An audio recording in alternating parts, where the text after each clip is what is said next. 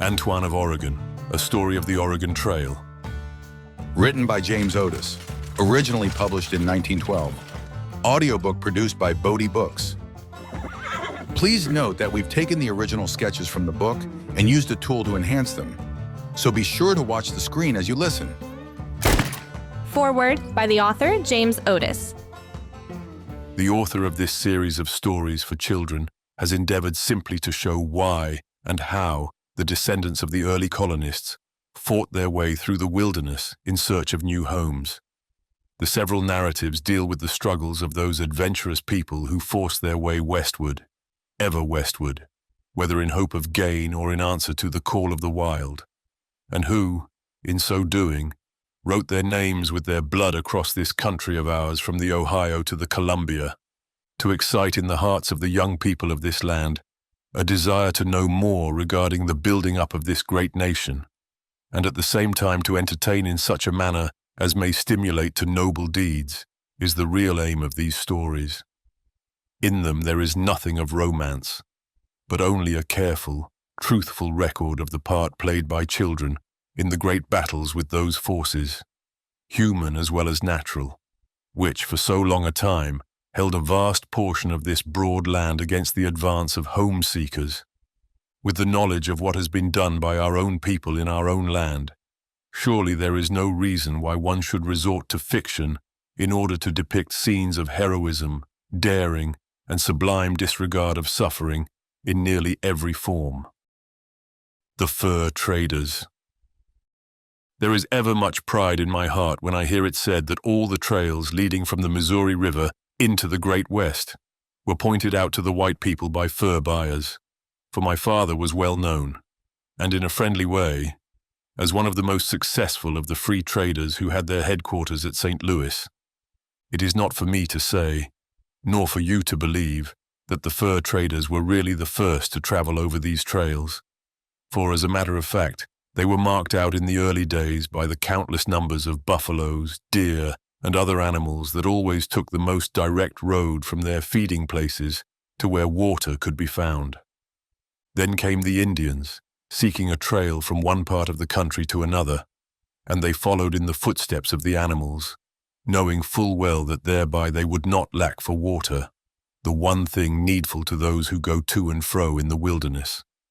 Thus it was that the animals and the Indians combined to mark out the most direct roads that could be made, with due regard to the bodily needs of those who traveled from one part of the Great West to another. As the traders in furs journeyed from tribe to tribe of the Indians, or sought the most favored places for trapping, they learned how white men could go westward from the Missouri River to the Pacific Ocean without fear of dying from hunger or thirst. My father, Pierre Laclede, was a free trader.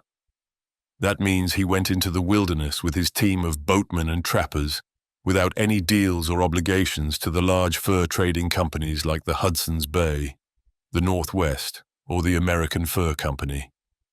There were regular battles fought between the hunters and trappers of these great companies in the olden days, when St. Louis was under Spanish rule and had become a famous gathering place for the fur traders.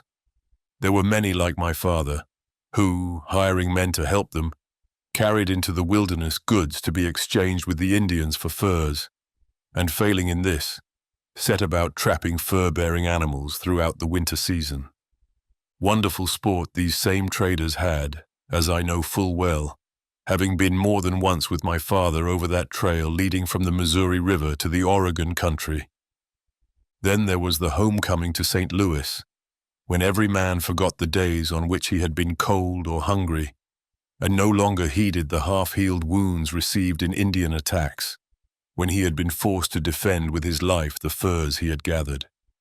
Once in St. Louis, what rare times of feasting and making merry, while the furs were being shipped to New Orleans, or bartered to the big companies that were ever on the watch for the return of the free traders. Why I am not a fur trader. I, Antoine Laclede, would have followed in the footsteps of my father, becoming myself a free trader after the treacherous Blackfeet Indians killed him, had it not been that my mother, with her arms around my neck, pleaded that I remain at home with her. Therefore, Instead of carrying on my father's business as a lad of 15 should have done, I strove to content myself at St. Louis, to the pleasure of my dear mother. However much affection there might be between us, it remained that we must be supplied with food, and that my mother should have the things necessary for her comfort. But if I did not take up my father's business after he had lost, with his life, the store of furs which he had been 8 months in gathering, as well as what remained of the goods he had carried into the wilderness for trading, then how could I rightly fill the position as head of the family, when all I had in this world were my 2 hands, and the desire to make my mother happy? We lived on a street near the old cathedral, and it may be that our small home was not the most pleasing to look upon of all the houses in St. Louis, but in it I was born.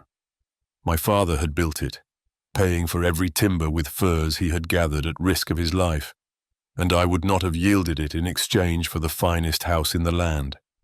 The evil days fell upon us, meaning my mother and me, very shortly after the news of my father's murder was brought to St. Louis, for we soon came to know that we had neither goods nor furs enough to keep us 1 full year.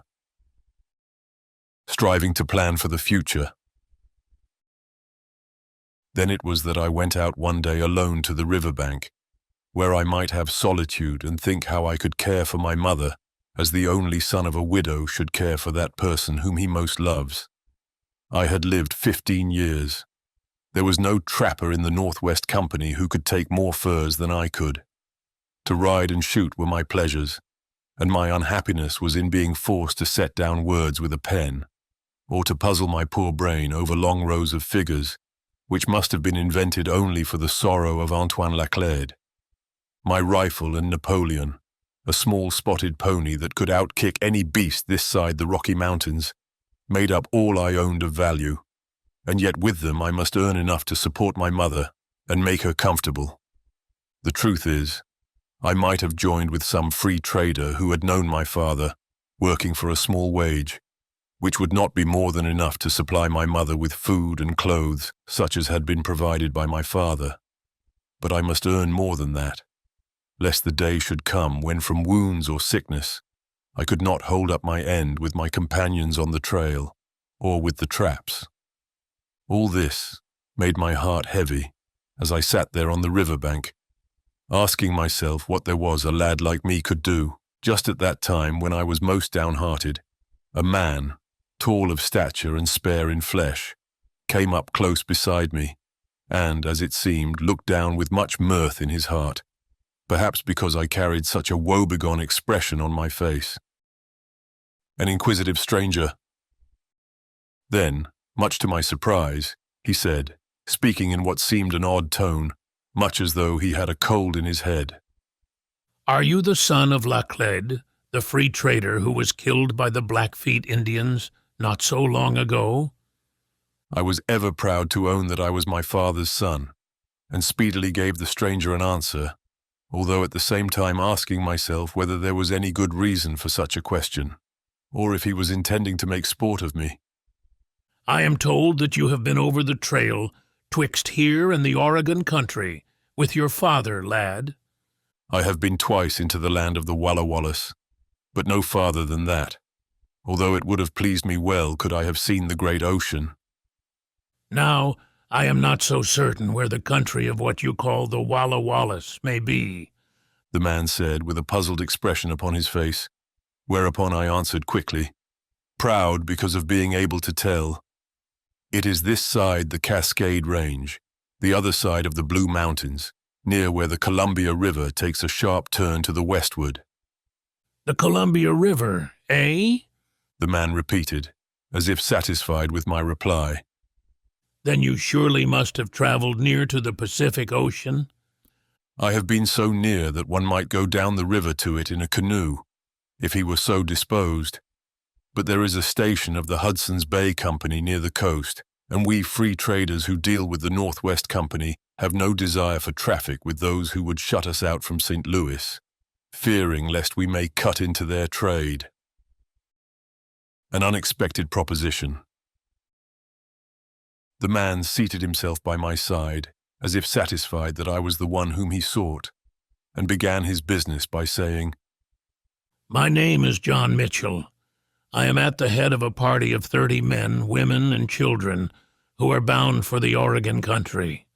We are taking with us 40 head of oxen, 20 horses, 10 mules, and 30 cows, to say nothing of the remainder of the outfit. I counted on meeting here at St. Louis a man who would guide us across, but find that he has left us in the lurch, likely because of getting a better offer from some other company of settlers. Now I have been told that you could serve us as guide, that you are what may be called a fairly good hunter, and, although you look a bit too young for the business, there are those here in St. Louis who say you may be depended upon. What about guiding my party across?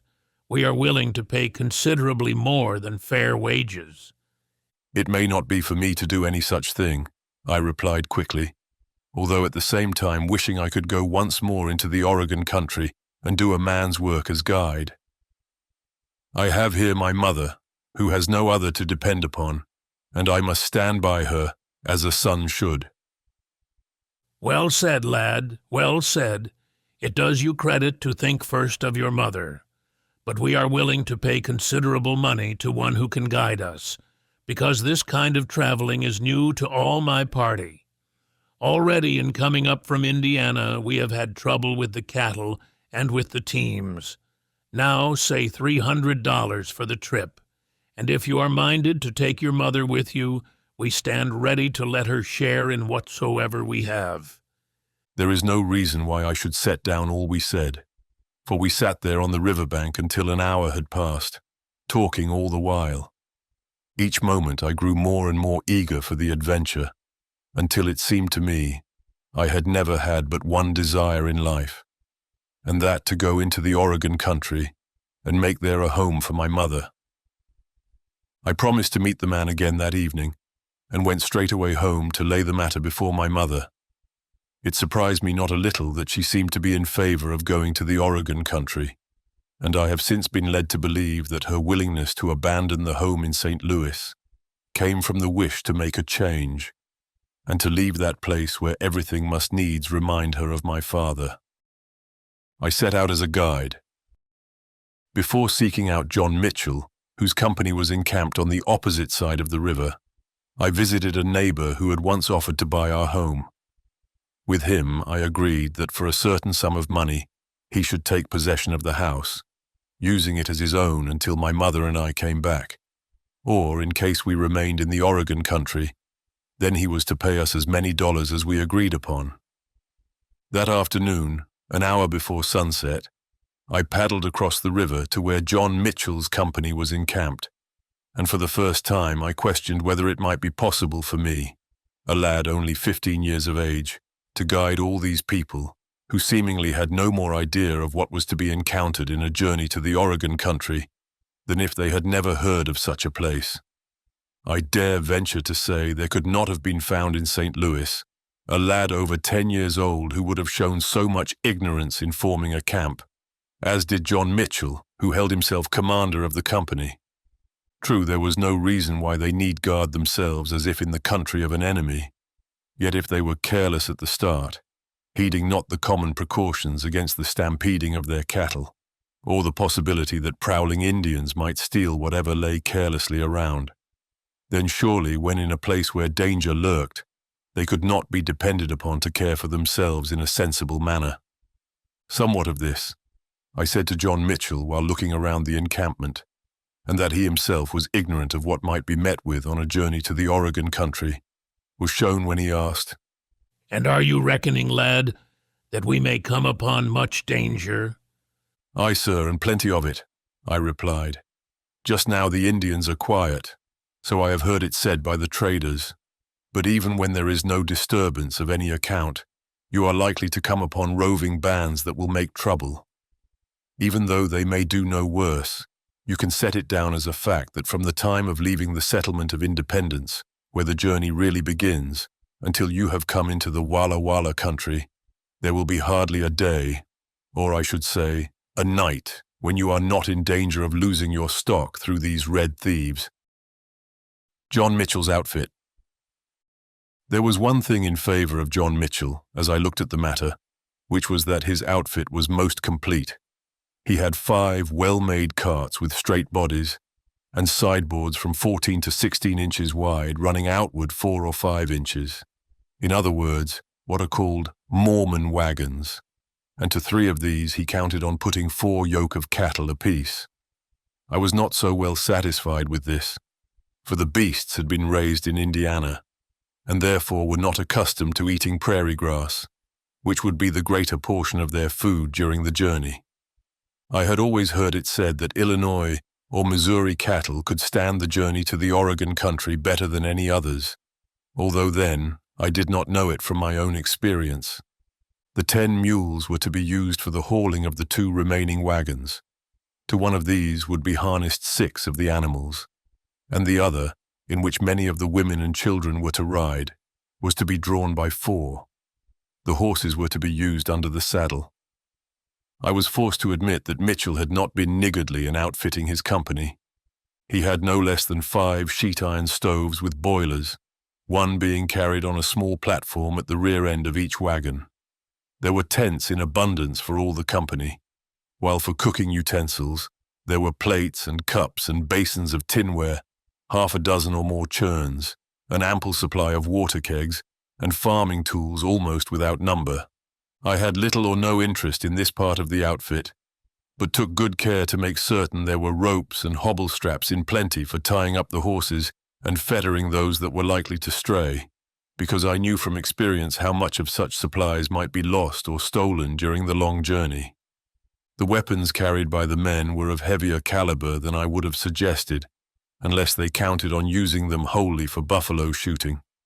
John Mitchell took no little pride in showing me his rifled gun, which carried 32 bullets to the pound, when to my mind 56 would have served him better for general work, but that was really no concern of mine. Making the bargain. We talked over the matter fairly and at great length, all the men of the company and some of the women taking part in the parley. The bargain, as I understood it, was that I was hired for no other service than to guide this company, and also to make suggestions as to the best places for camping, as well as how we could keep the people supplied with fresh meat. It was agreed that my mother should ride in the 4-mule wagon with John Mitchell's family, which consisted of his wife, a girl about my own age by name of Susan, and 3 awkward-looking boys. The oldest of these lads was not more than 10, I should think, and all of them were so clumsy that it seemed almost impossible for them to avoid treading on their own feet. About mounting a horse or rounding up cattle, they knew no more than my Napoleon knew about good manners.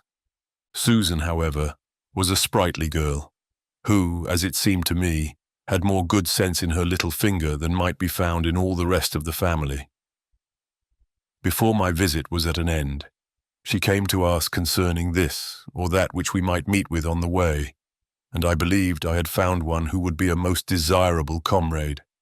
Unless I mistook her entirely, she was a girl to be depended upon in the time of trouble, and when one would travel from the Missouri River to the Oregon country, it is of the greatest importance to have with him only those who can be relied on to a certainty when danger lurks at hand, as it surely does, so I have heard my father say, from the time the voyager leaves the Kansas River until he has come to the Columbia.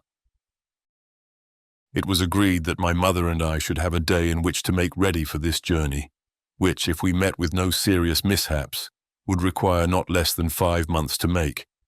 Therefore it can well be understood that we had little time to spend in sleep, if we would present ourselves to John Mitchell at the hour agreed upon. It is my desire never to make a promise which I do not or cannot keep. Consequently, there were many things left undone in St. Louis when Mother and I crossed the river, but it was better thus than that I should disappoint ever so slightly those with whom I had made a positive agreement. We leave St. Louis. In order that one may the better understand how much of a journey it is from the Missouri River to the Oregon country, I set down here the fact that at 11 o'clock in the forenoon, on the 25th day of April, in the year 1845, we, meaning John Mitchell's company, my mother and I, set off on that long march. The real journey would not begin until we had passed that settlement on the Missouri known as Independence, which is the point of departure for those who count on traversing the Oregon or the Santa Fe Trail. Therefore, concerning this portion of our march, I shall content myself simply with saying that we arrived at Independence on the morning of May 6th and made camp 2 miles beyond, on the bank of a small creek, where there was plenty of grass for the cattle. It must be understood that up to this time we had been traveling through one settlement and another in a portion of the country where were to be found as many people as lived, mayhap in the neighborhood from which John Mitchell had come. Yet so awkward were the men and boys that while we were traversing beaten roads, they found it exceedingly difficult to keep the cows from straying or the oxen from stampeding, even while they were yoked and hitched to the heavy wagons. I do not claim to have had any experience at driving oxen or herding cattle, and therefore I held myself aloof, saying it were better these people from Indiana should learn their lesson when there were but few difficulties in the way and no dangers, so that after we should come where the real labor began, they might at least have some slight idea of what was expected of them. The hardships to be encountered. But for the fact that Susan Mitchell, riding upon a small, black, wiry-looking horse, held herself well by my side, I would have been disheartened even before we had really begun the journey, because I was looking forward to what we must encounter, and saying to myself that unless these people could pull themselves together in better fashion, we were certain to come to grief. When a company fails to herd 30 cows, over what might well be called a beaten highway, what would you expect when in a country where the Indians are doing all they can to stampede and run off cattle as well as horses? I soon saw that Susan was a girl of good understanding, for without a word having been spoken, she seemed to realize those fears which had come into my mind and said again and again, as if to strengthen my courage, They will know more about this kind of traveling when we reach Independence.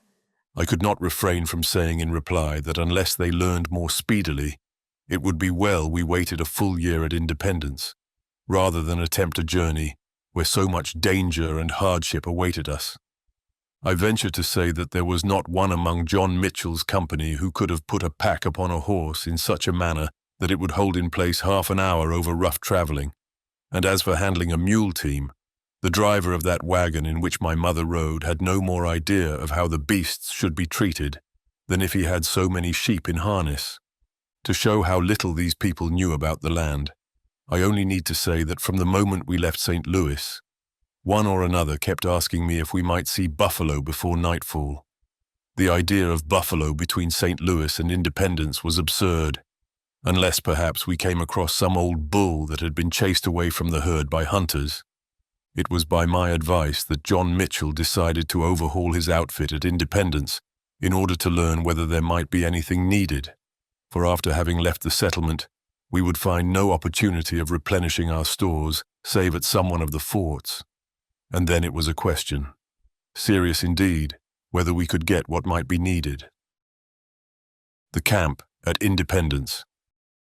The tents were hardly more than set up, and the women had but just got about their cooking, for the breakfast had been a hasty meal owing to our being so near the settlement, when we were visited by a dozen or more Kansas Indians, who are about as disreputable a looking lot as can be found in the country. Dirty, ill-favored red men with ragged blankets cast about them, and seeming more like beggars than anything else. To tell the truth, I would rather have seen around the camp a Blackfoot, a Cheyenne, or a Sioux, knowing that any of them would murder me if he had a fair opportunity, than those beggarly Kansas savages. It was the first time any of the women of our company, save my mother, had seen an Indian near his own village, and straightway all of them, with the exception of Susan, were in a panic of fear, believing harm would be done. Even John Mitchell wasn't sure how to deal with them, until I told him that trying to drive the Indians away would do no good, and that if his people were willing, they could give them some food. But it was absolutely necessary to keep a close watch, or we'd find much of our supplies gone after the visitors had left. The men and the boys of our company were so disquieted because of having come thus suddenly upon the Indians that they kept good watch over the camp during this first day, and it would have been well for all of us if they had continued to stand as honest guard over their belongings. It was found that we were needing extra bows for the wagons, meaning those bent hoops over which the canvas covering is stretched, that the supply of shoes for the horses and mules was not sufficient, and in fact, there were 100 little things required which the women believed necessary to their comfort. Therefore, John Mitchell and I went into the settlement to get what was wanted, and, like the good comrade she gave promise of being, Susan insisted on going with us. A frontier town.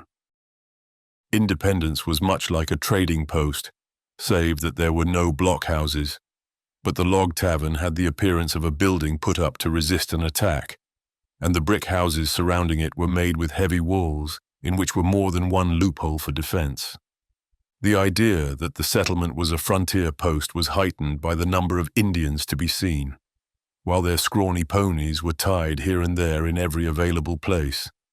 There were the wretched Kansas, only half covered with their greasy, torn blankets, Shawnees, decked out in calicos and fanciful stuff, Foxes, with their shaved heads and painted faces, and here and there a Cheyenne sporting his war bonnet of feathers.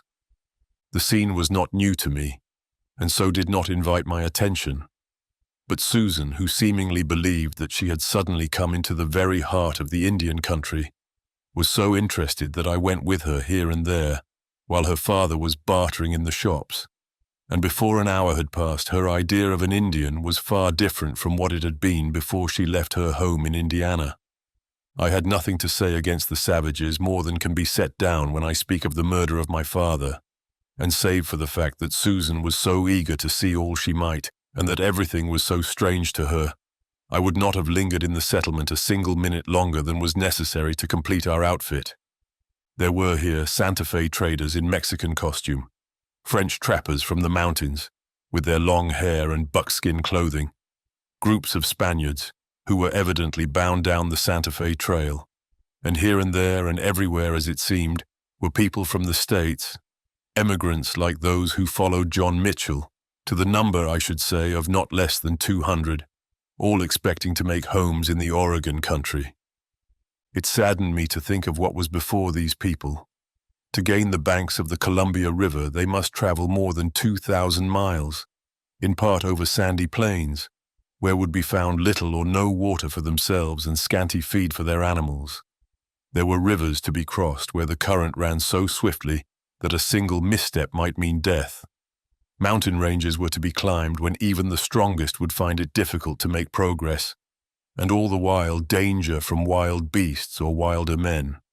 And it was I who must show these men when and where to camp, how to bring down the game which would be necessary for their very existence, and lead them, in fact, as one might lead children. The start from Independence.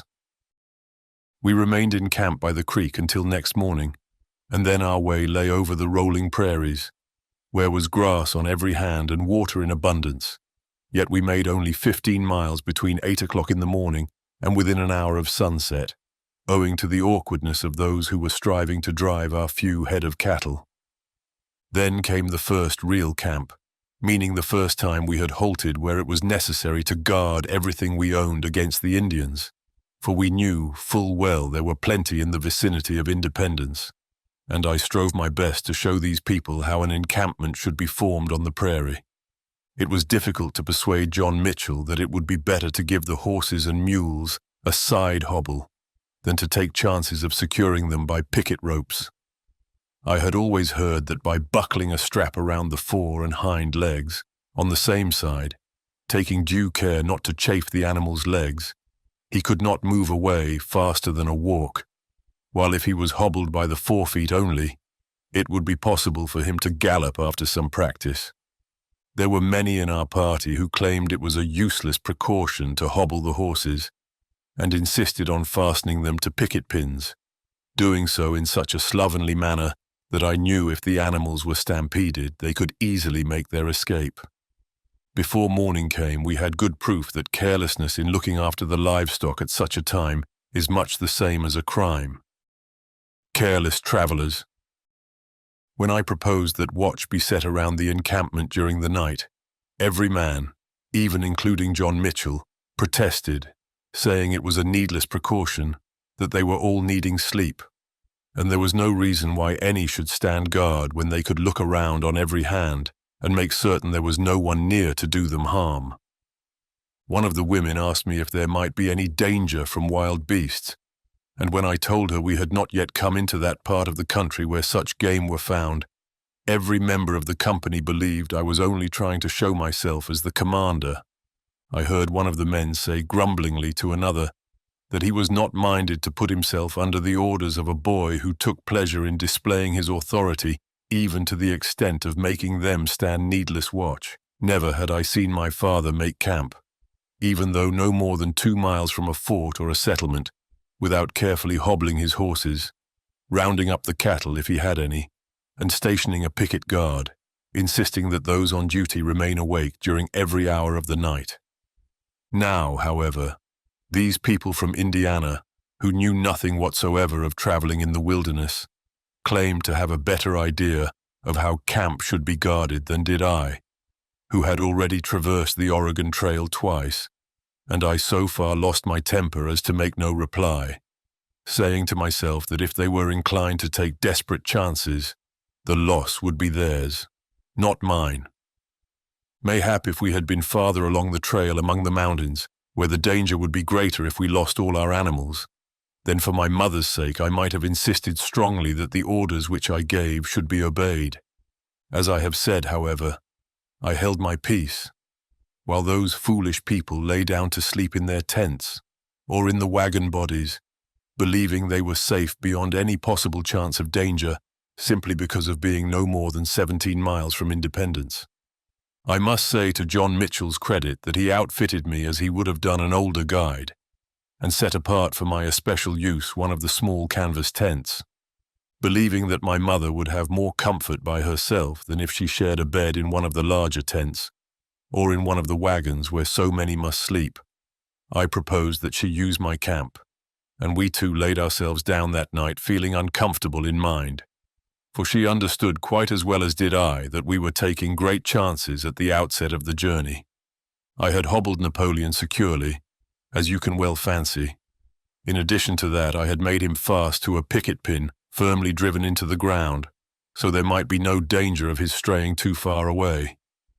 It was not a simple matter to enjoy the resting time, because of the weight of responsibility which was upon me.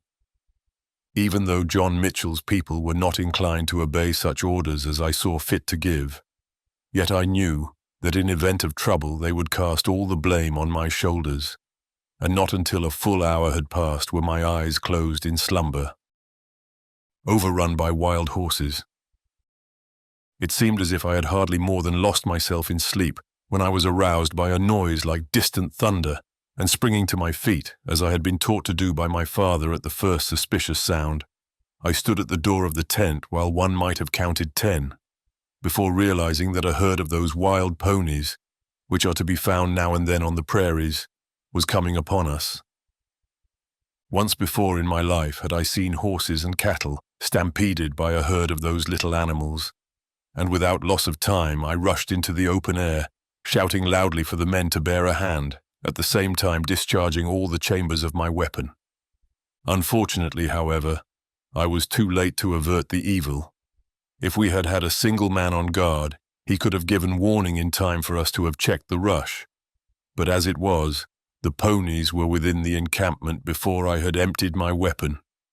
John Mitchell had not brushed the slumber from his eyelids before the ponies overran the camp and passed on at full speed, taking with them every horse, mule, ox, and cow we had among us, save only Napoleon, who would have joined in the flight had it been possible for him to do so. "What has happened? What was it?" John Mitchell cried as he came running toward my tent with half a dozen of the other men at his heels, and I replied with no little bitterness in my tone. "A herd of wild ponies has stampeded every head of stock, except Napoleon." "But my horse was made fast," one man cried. as if because he had left the animal with his leading rope around a picket pin loosely driven, it would have been impossible for him to get away. The driver of the 4-mule team declared that his stock could not have been run off, because he had seen to it that each animal was hitched securely, while a third insisted that we must have been visited by the Indians, who had frightened the beasts in order the better to carry them away. I could not refrain from saying what was true.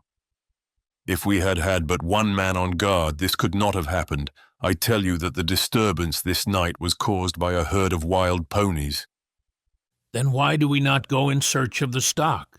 John Mitchell cried, and I replied, "That you may do, if it please you, but I have never yet seen the man who, on foot, could come up with a horse that had joined the wild of his kind.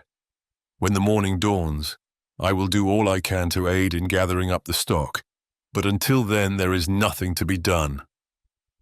Then, with much anger in my heart because this thing had happened through sheer carelessness, I went back into my tent, nor would I have more to say to any member of the company, although no less than 6 men stood outside asking this question or that, all of which simply served to show their folly. Searching for the livestock. When day broke, John Mitchell was man enough to meet me as I came out of my tent and say in what he intended should be a soothing tone, I am willing to admit, lad, that we showed ourselves foolish in not obeying your orders. From now on, you can make certain every man jack of us will do whatsoever you say. Now, tell us how we had best set off in search of the stock. "There is no haste. The horses and mules will run with the ponies until they are tired and need food. Therefore, we may eat our breakfast leisurely. My advice is that the company get underway, moving a few miles across the prairie to the next creek, while all, save those needed to drive the teams, go with me." But we can't start a single wheel. There is no ox, horse, or mule in the encampment, John Mitchell cried, and then my face flushed with shame, because I had forgotten for the instant that we had no means of breaking camp. There is little need why I should spend many words in telling of what we did during that day. Within an hour we found one of the mules and succeeded in getting hold of his leading rope. Before noon we had overtaken all the cows and 8 of the oxen, bringing them back to camp while the wild ponies circled around the prairie within 7 or 8 miles of us, as if laughing to scorn our poor attempts to catch the horses which they had stolen. The afternoon was not yet half spent when we succeeded in gathering up all our stock, save 2 horses and 2 mules, and then I insisted we should go on without them. "Between here and the Columbia River we shall lose more stock than that," I said, "and if we are to reach the Oregon country before winter sets in, such misadventures as this must not be allowed to delay us." Abandoning the missing animals. I noted that more than one of the men wore a dissatisfied look, as if believing we should remain at this camp until all the stock had been found. But mayhap they remembered that the loss was caused by their not listening to me, and not a word was said in protest. Next day, without giving further heed to the horses and mules that were with the pony herd, we pushed forward toward the Oregon country once more, traveling 22 miles, and in the meanwhile crossing the Wakarusa River. Then came a stretch of prairie land, and after that, near nightfall, we arrived at the Kansas River, where camp was made. This time you may set it down as certain that when I claimed we ought to set a picket guard, there were none to say me nay. Even more, I noticed that every man carefully hobbled his horses or his mules, as I hobbled Napoleon, and when I went into my tent I said to myself that we need have no fear of trouble that night. The next day when we set out, Susan Mitchell insisted on riding beside me. She stayed there until we made camp, though it wasn't easy. While the group traveled about 20 miles, I had ridden from the front to the back of the train maybe a dozen times, nearly doubling my own journey. Not once did the plucky girl show signs of faltering, even though a good half of the day's march was up the side of a ridge and along the top of it, where the way was hard even for those of us who were riding light. Meeting with other emigrants. We were traveling within 2 or 3 miles of the Kansas River, not yet having come to the ford, when at about 4 o'clock in the afternoon, we overtook a company of people who were bound for the Oregon country, having in their train 28 wagons. At first, John Mitchell was eager to join the strangers as they suggested, but he lost much of the desire on being told that 2 miles in advance was another party having nearly 100 wagons. I really believe the man grew confused when he learned there were so many people on the Oregon Trail. When he asked my advice as to joining the larger company, I told him that my father had ever said if he could travel independently of anyone else, it was profitable for him to do so, for then he was forced neither to go faster than he desired nor remain idle when it pleased him to push on. I asked John Mitchell how much he could gain by forming a small part of such a large company, unless, perhaps, he intended to dismiss me as guide, whereupon he assured me heartily that he had no such idea, but it seemed to him we might join the strangers for mutual assistance. It was not for me to do more than offer advice, and I told him that unless we came upon hostile Indians, we had best continue on by ourselves, for the time was coming, and not very far in the future, when we should be put to it to find grass for the cattle and fuel with which to cook our food. At such times, the smaller the company, the less chance for suffering.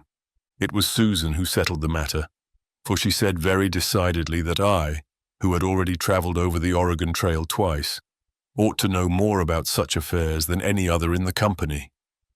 When she had spoken, her father held his peace, as if convinced that her words were wise. We did not overtake the company of 100 wagons that night, but camped near a small brook about 4 miles from the Kansas River, I having led the people off the trail a mile or more so that we might not be joined by those emigrants in the rear. Next morning we traveled 4 miles to the river ford, and there found the water already so high that there was nothing to do but to ferry our wagons over in a flatboat owned by a man named Choteau, whom I had already known in St. Louis. He was no relative of that famous Choteau of the Fur Company, but a very obliging Frenchman indeed, who, because of his acquaintance with me, did all he could to hasten our movements. It was necessary we have a friend in such work, for it was a hard task to make the journey back and forth across that muddy stream, which was at least 250 yards wide, when we could carry only one unloaded wagon at a time. A tempest. It was nearly nightfall before we were all across with our outfit and cattle, and then I gave the word that we should encamp within a mile of the stream, for I was not pleased with the appearance of dark clouds which were rolling up from the west. It would have been better had I halted the company when we first crossed, for before we could get the tents up and the wagons in place, a terrific storm of thunder and lightning was upon us. Instantly, as it seemed, our oxen and cows were stampeded, rushing off across the prairie like wild things, and although I did my best to round them up, all efforts were vain. There was nothing for it but to let them go, and seek shelter from the downpour of water, which was so heavy that at times one could hardly stand against it. Susan Mitchell had followed my mother into the tent which I had taken care to set up immediately we halted, and because there was no other shelter save the overcrowded wagons, the girl was there when I entered. It made my heart ache to see the evidences of her fright. Well was it for her that she was with my mother, for I truly believe none could have soothed her fears so readily. I left the two together while the storm was at its height, and sought shelter in one of the wagons, believing the tempest would continue to rage throughout the night. Next morning, before day had fully come, I aroused all the men. We saddled our horses and set out in search of the cattle, John Mitchell saying in a grumbling tone as he rode forward that it seemed to him as if he was doing more in the way of running down oxen and cows than in making any progress toward the Oregon country. Hardly realizing how true my words might prove to be, I told him laughingly that we were likely to get more of such work as the days wore on, rather than less, and another 24 hours had not passed before he came to believe that I was a true prophet. Not until noon did we succeed in getting all the livestock rounded up, and I believed we were exceedingly fortunate in not losing a single animal, for it seldom happens, as I have heard, that cattle can be stampeded during the night and everyone brought into camp next morning. It was my belief that we ought to travel rapidly during the afternoon and until a reasonably late hour in the night, in order to make up the time we had lost. But it is one thing to say, and quite another matter to accomplish. Facing the Indians. After traveling no more than 3 miles, we arrived at Big Soldier Creek. As Susan and I were riding on in advance to make certain the ford was safe for heavy wagons, I saw coming down over a slight incline a band of mounted Indians, who immediately, on seeing our company, came forward at full speed, brandishing bows and arrows or guns, accordingly as they were armed, and yelling furiously. Susan Mitchell screamed with fear, as well she might, but I had already seen just such an Indian maneuver and knew what it meant. I hurriedly told her to ride back and join the company, while I held Napoleon steady. Their intention was to stampede the cattle, as I well knew, and although it would have been unwise for me to have sent a bullet among them, it was my purpose to do so if I failed in checking their advance otherwise. Then Napoleon took the matter into his own hands, or I should say, his own feet. For when the Indians were perhaps 30 yards away, he wheeled about, flinging up his heels as if he counted on kicking the entire band over the ridge. Do what I might, I could not get the stubborn animal wheeled around before the savages had rushed by me, whooping and yelling in such a manner as caused a panic among our company and a stampede of the beasts. The oxen wheeled around in the yokes until they were so mixed up that the most expert would have found it difficult to untangle them, while the cows, their tails straight up in the air, fled back over the trail, bellowing with fright. Teaching the Pawnees a lesson. By the time all this mischief had been done, Napoleon was ready to attend to his own business once more, and I rode among the company to find the people in such a state of panic and fear as one would hardly credit. "Get your rifles and follow me," I shouted as I rushed forward, and it is quite certain that more than one of the men cried after me to come back, for all were so terrified that they would have suffered the loss of the stock rather than make any attempt at reclaiming it. It must not be supposed that I am trying to make it appear as if I was wondrously brave in thus giving chase. I knew from the experience gained while with my father that there is but one way to treat these savages, and that is to put on a bold front.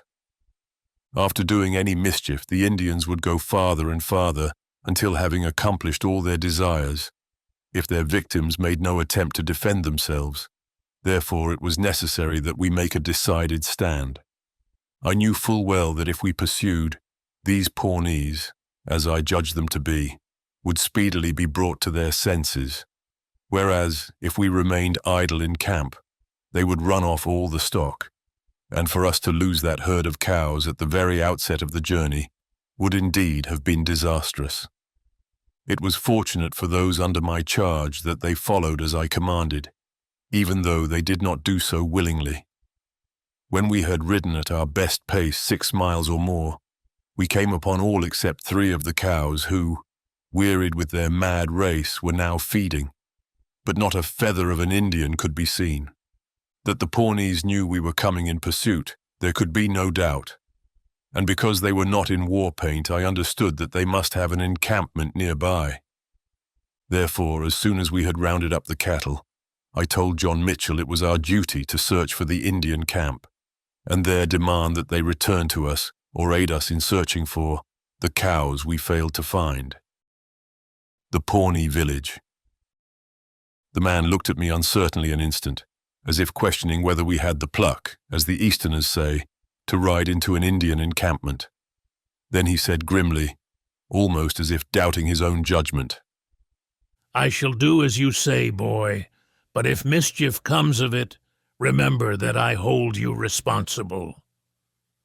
"Mischief will surely come of it if we fail to put on a bold front," I replied hotly, and then wheeling Napoleon around, I sent him ahead under the whip, which he richly deserved because, but for his foolish trick of kicking, all this mischief might have been spared us. We rode through our encampment, for by this time the lads and the women had set up some of the tents, while one of the men who had remained behind was straightening out the oxen, and from there, on a distance of about 3 miles, when we found that for which we were searching. It was a Pawnee village, and in it there might have been 40 men, women, and children, occupying, say, 10 teepees or lodges, while there were so many ponies and dogs that one would hardly have had the patience to count them. We could see no signs of our cattle, nor did I expect to find them there, but riding directly into the center of the village, I brought Napoleon to a standstill, at the same time demanding in the Pawnee language, or such smattering of it as I could command, to be brought to the chief. A bold demand. Within a minute he came out from one of the lodges, and it gave me more courage when I noted the fact that he was looking disturbed in mind.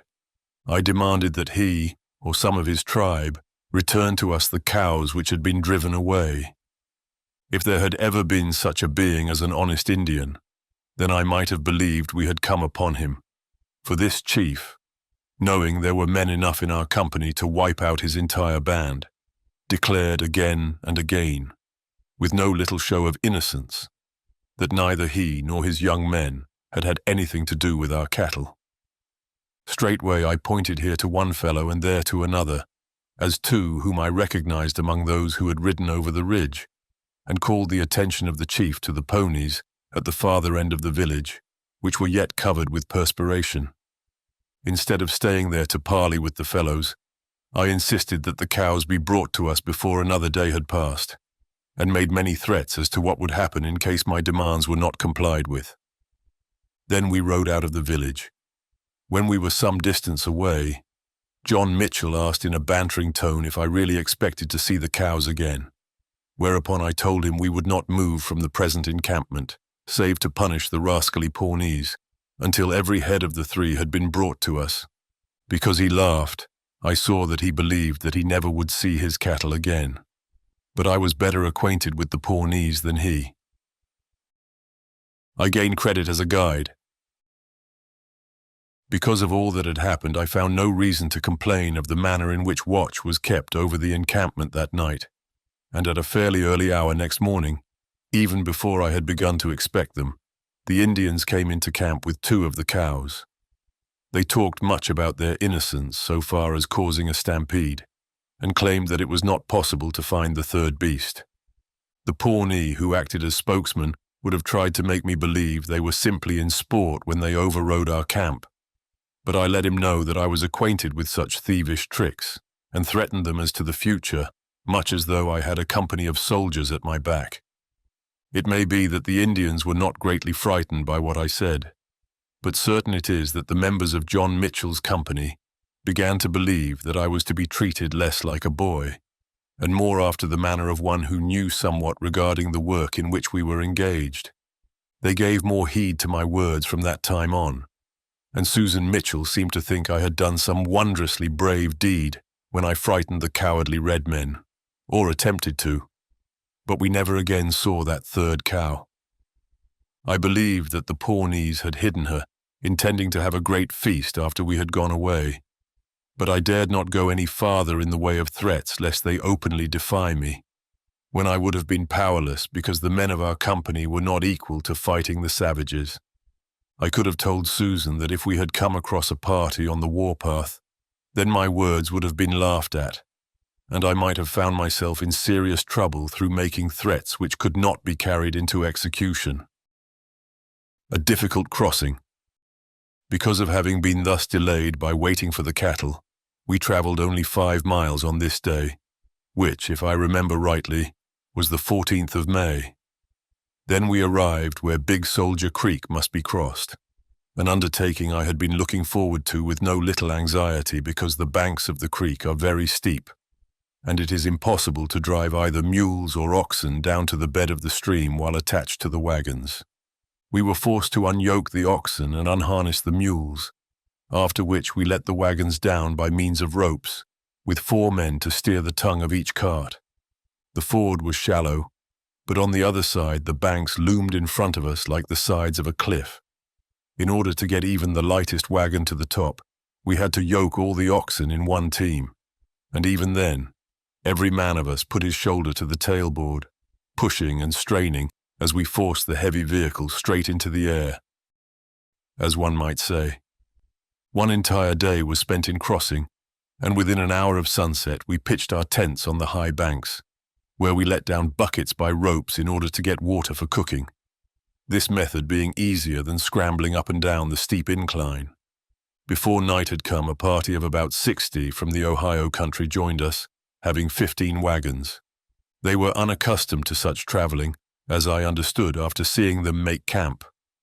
When the leader came up to John Mitchell, proposing that we journey together from then onward, claiming that by thus increasing the numbers each company would be in greater security from the Indians, I gave my employer a look, which I intended should say that we would travel as we had started, independently. Wash Day. From this point on to the Little Vermilion Creek was 18 miles over high, rolling prairie, and I believed we ought to make it in one day's travel, which we did.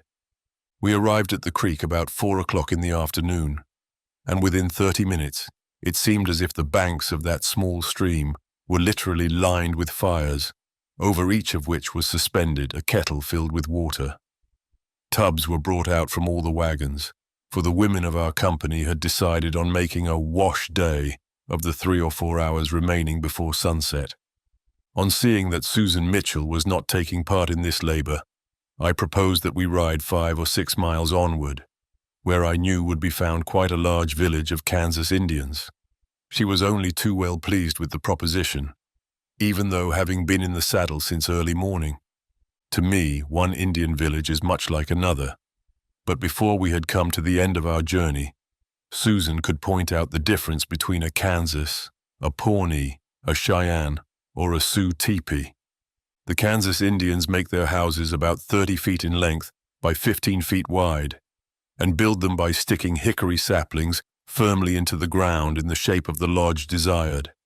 These are bent to form an arch 8 to 10 feet in height, when the tops of the saplings are bound together by willow twigs. This forms the inner framework, which is covered with bark taken from linden trees. Over this is another frame of saplings, also tied with willows, to bind the whole together securely and prevent the coverings from being blown away during a high wind. Each of these lodges has one small door about 4 feet in height and 3 feet wide, while at the top of the hut is an opening for the smoke to pass out, when a fire is built in the center of the floor during cold or stormy weather. Indian pictures. There were in the village when we arrived but few women and children, with here and there an old man, all the hunters having gone out, as I learned, hoping to find antelopes near at hand. Understanding by this information that there would be no attempt made to hinder us from gratifying our curiosity, I led Susan into one of the largest of the empty lodges. She was filled with wonder because of the pictures, drawn with charcoal and colored with various paints, which were to be seen on the inside of the bark walls. There were mounted men fighting with bows and arrows, horses hauling wagons, figures of beasts and reptiles, all done as one can well fancy in a rude way. But to Susan they afforded no little amusement, and she would have remained studying them until after nightfall, had I not insisted that we must return to camp before darkness. It was an odd picture which our encampment presented when we rode in just at twilight. The women had finished their washing, and having no ropes on which to stretch their clothes, had hung them on wagon wheels and the tongues of the carts. In fact, on everything available, until the entire place had much the appearance of a gigantic, ragged ghost. Because so much time was spent next morning in gathering up these garments and packing them away, we traveled only 12 miles, arriving at the bank of a small stream with all the animals, save the saddle horses, showing signs of weariness. I insisted we should take a day for resting the cattle, although John Mitchell would have pushed on, regardless of their condition. But I knew we must keep them in good shape, else when we arrived at the more difficult portion of the journey, they would fail us entirely. Perhaps because of our experience with the Indians, the men failed to grumble at the delay. A plague of wood ticks. Every member of the party was not only willing, but eager to set out after our long halt, for we had a most disagreeable experience with wood ticks, little insects much like those that worry sheep. They covered every bush as with a veil and lay like a carpet over the ground as far as one could see. I have never come upon them in such numbers, and before we lay down to rest, I wished a dozen times that I had delayed the halt another day. These ticks fasten themselves to a person's skin so tightly that, in picking them off, the heads are often left embedded in the flesh, and unless carefully removed, cause most painful sores. It was like one of the plagues of Egypt, such as I have heard my mother read about. And so much did our people suffer that John Mitchell came to me in the middle of the night, urging that we break camp at once, rather than remain there to be tortured. I soon convinced him that we could not hope to drive the cattle in the darkness, without danger of losing one or more. Therefore he ceased to urge, but before the sun had risen, all our company were astir, making preparations for the day's journey. Early though it was when we set off, only 14 miles were traveled, owing to the difficulty in crossing the big Vermilion River. The banks of the stream were steep and the channel muddy, affording such difficult footing for the animals that we were forced to hew down many small trees and lop off large quantities of branches to fill up the bed of the river before the wagons could be hauled across. All this occupied so much time that after arriving at the opposite bank, we traveled only 1 mile before it was necessary to make camp. On this night we were not troubled by wood ticks, yet I had the camp astir early next morning, knowing that before nightfall we must cross the Bee and the Big Blue Creeks. Therefore much time would be spent in making the passages. The difficulties which I had anticipated in crossing the creeks were not realized. We got over in fairly good shape, being forced on Bee Creek to double up the teams in order to pull the wagons across. And when night came, we were 2.5 miles west of Big Blue. There I believed we should make a long halt, for the country was covered with oak, walnut, and hickory trees, and, if I remembered rightly, this would be the last time we could procure timber for wagon tongues, axle trees, and such other things as might be needed in case of accidents. Another tempest.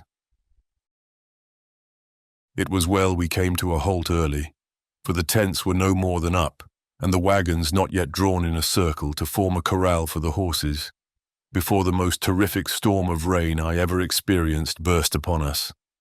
The women had but just begun to cook supper. The first downpour from the clouds quenched the fires, making literal soup of the bread dough, and it was only by building a small blaze under one of the wagons, where it would be partly sheltered from the storm, that we could get sufficient heat to make coffee. Before this was done, and nearly all us men took part in it, for the storm was so furious that the women could not be expected to remain exposed to its full fury. No less than 2 hours were spent, and I had almost forgotten that the encampment and all within it were under my charge. The cattle stampeded again. Each moment the storm increased, and had I been attending to my duties instead of trying to play the part of cook in order to enjoy a cup of coffee, I would have noticed that the cattle were growing uneasy. After standing with their tails to the storm for a while, they began milling, that is, running around in a circle, and by the time I gathered my wits, every animal was galloping off across the plain. Fortunately, the horses and mules were properly hobbled, and in fact some of the saddle beasts had been brought into the corral formed by the wagons. Therefore, when John Mitchell would have set off in pursuit of the oxen and cows despite the terrific storm, I insisted that he take such ease in camp as was possible, because on the following morning, we, mounted, would quickly round up the stampeded cattle.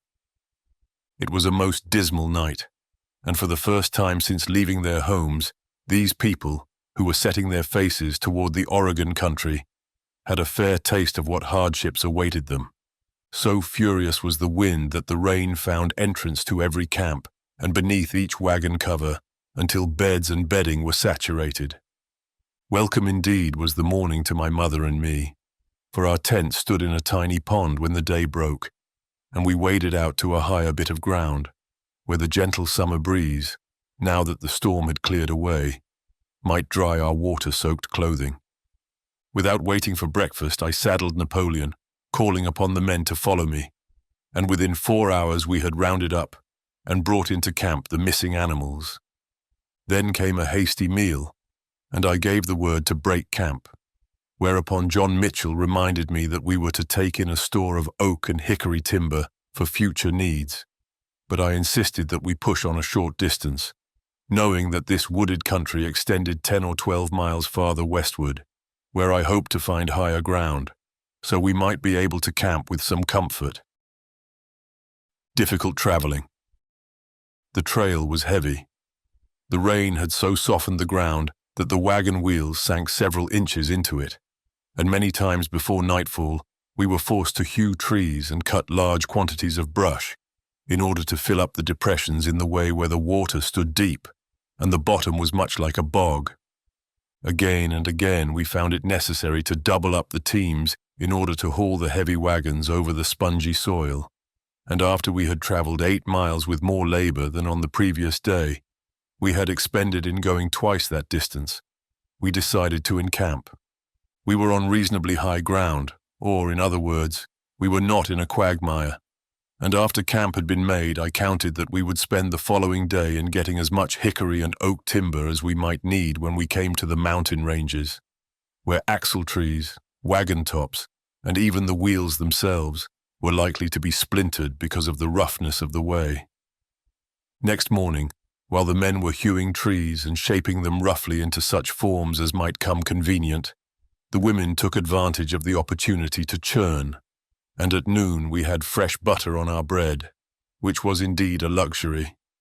We were yet eating slowly in order the better to enjoy the butter, when we saw in the distance, coming toward us, what appeared to be a large body of soldiers and emigrants. Colonel Kearney's dragoons.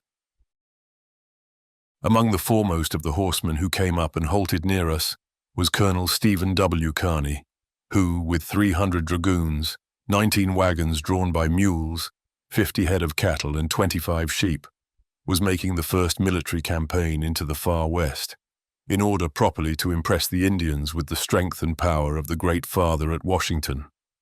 Colonel Kearney would not permit his train to halt where we were encamped, but he remained with us a full half hour, taking his due share of the newly made butter and eating heartily of our poor store. It was a most pleasing break in the journey, and to me it was indeed something to be remembered, for never before had I seen or heard of such a number of soldiers so far away from the frontier. When we set off again, all our teamsters pressed forward eagerly, hoping to overtake the dragoons, who had already no less than 2 hours' start of us. Perhaps I ought to have checked them, knowing they were forcing our stock at too rapid a pace, but yet I did not. And when next we halted, 32 miles had been traversed since morning. This, though the way was smooth and the crossings easy, I allowed was a good day's work. It was on the 26th day of May, after we had traveled 10 miles, that we came to the bank of Little Sandy River, where was already encamped a company of emigrants bound for the Oregon country.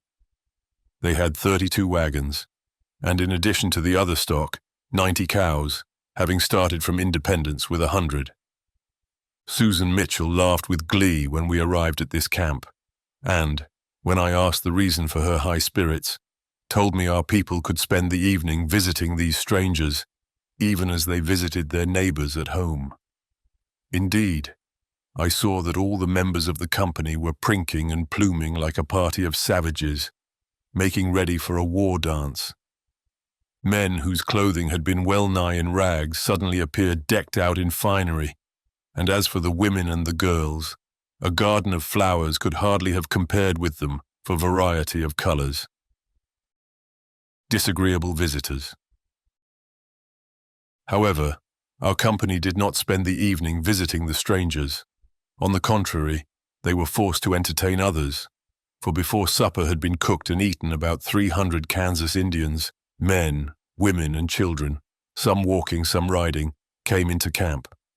The emigrants whom our people had intended to visit were overrun even as we were, and during 2 hours or more the beggars remained watching for an opportunity to steal something, or striving to trade their skeleton-like ponies for our horses and mules.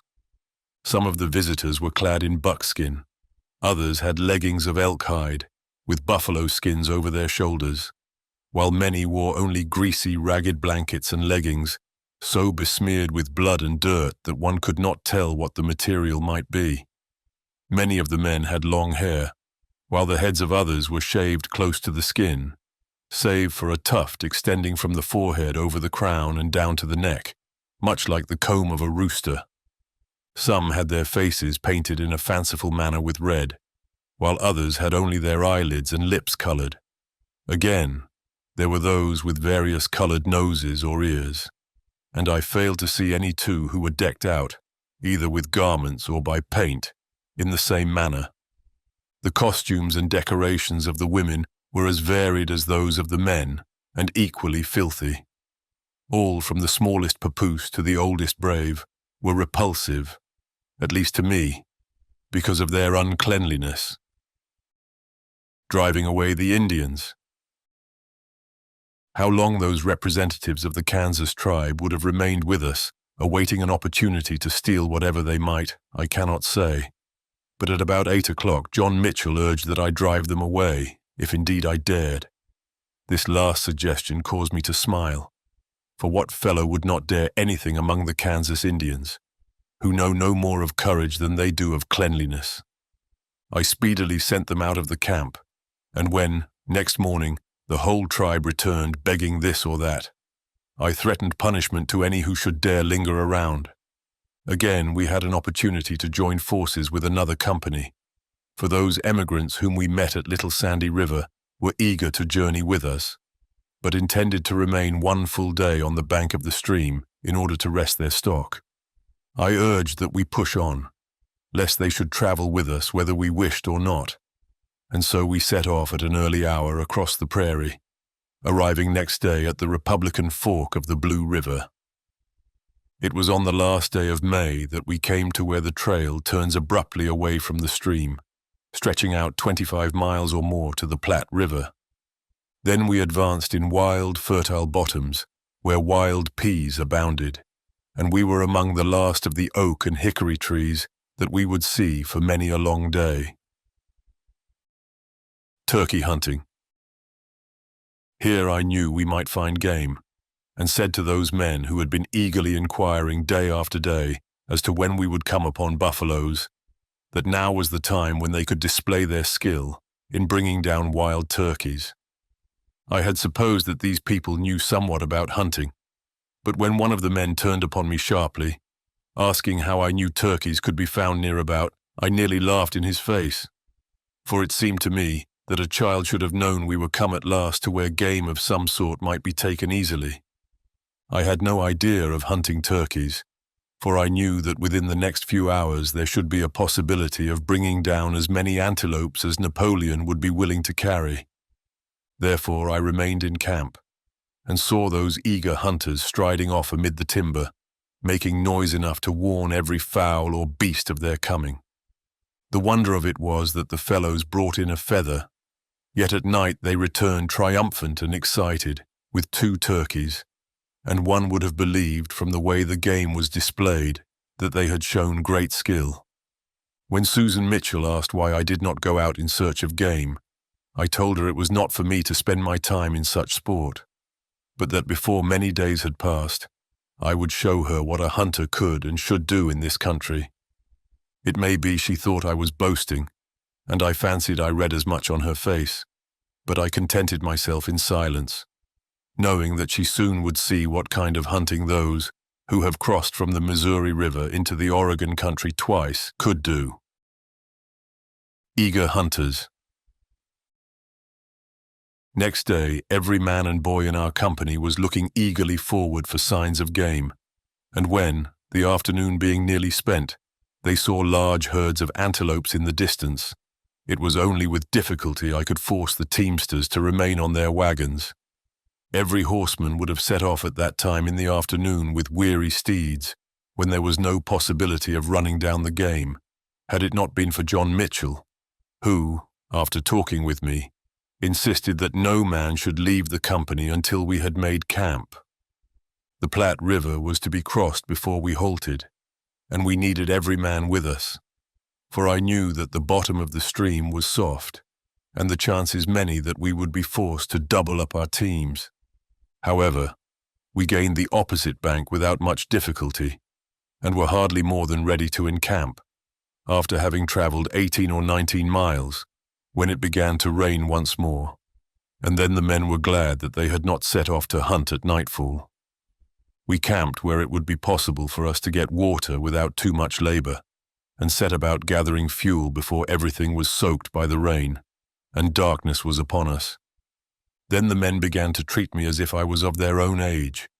They came into my tent by twos and threes, asking when it would be possible for them to hunt antelopes, and when I would go with them to bring in fresh meat.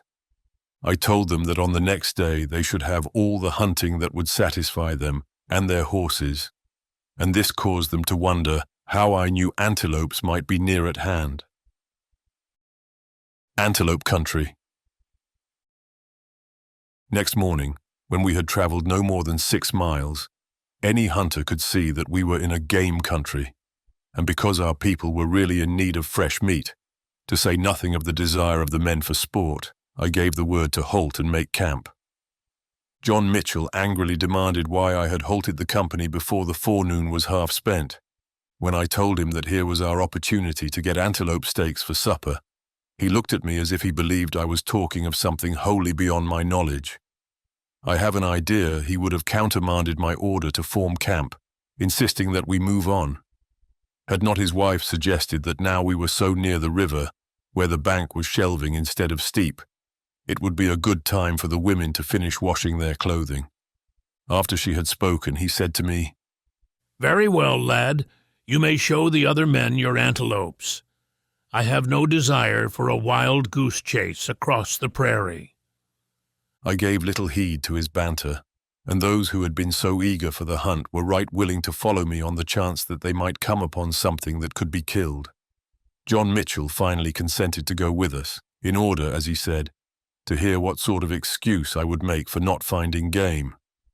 We rode straight away from the river, and within half an hour came upon a herd of from 20 to 30 antelopes feeding less than 3 miles away, whereupon every member of the company would have started off singly, taking the poor chances of getting a shot, had I not insisted they should hold themselves under my orders, lest there be no possibility of bringing in fresh meat that day.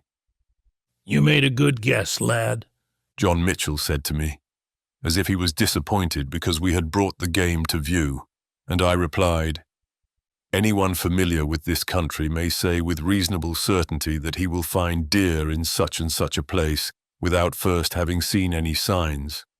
With buffaloes it is different, but on feeding grounds like this, one can declare positively that he will come upon some kind of deer without riding very far." Shooting antelopes. Then I gave the word for the men to divide into 2 parties, one going to the right and the other to the left toward the herd, in order to come up with them on both sides at the same moment, and the silly animals did not note our approach until we were within half a mile.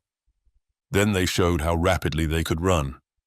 I have never seen antelopes in full flight, without thinking how nearly alike they are to swallows, both for swiftness and the manner in which they bound over the ground without seeming to touch it.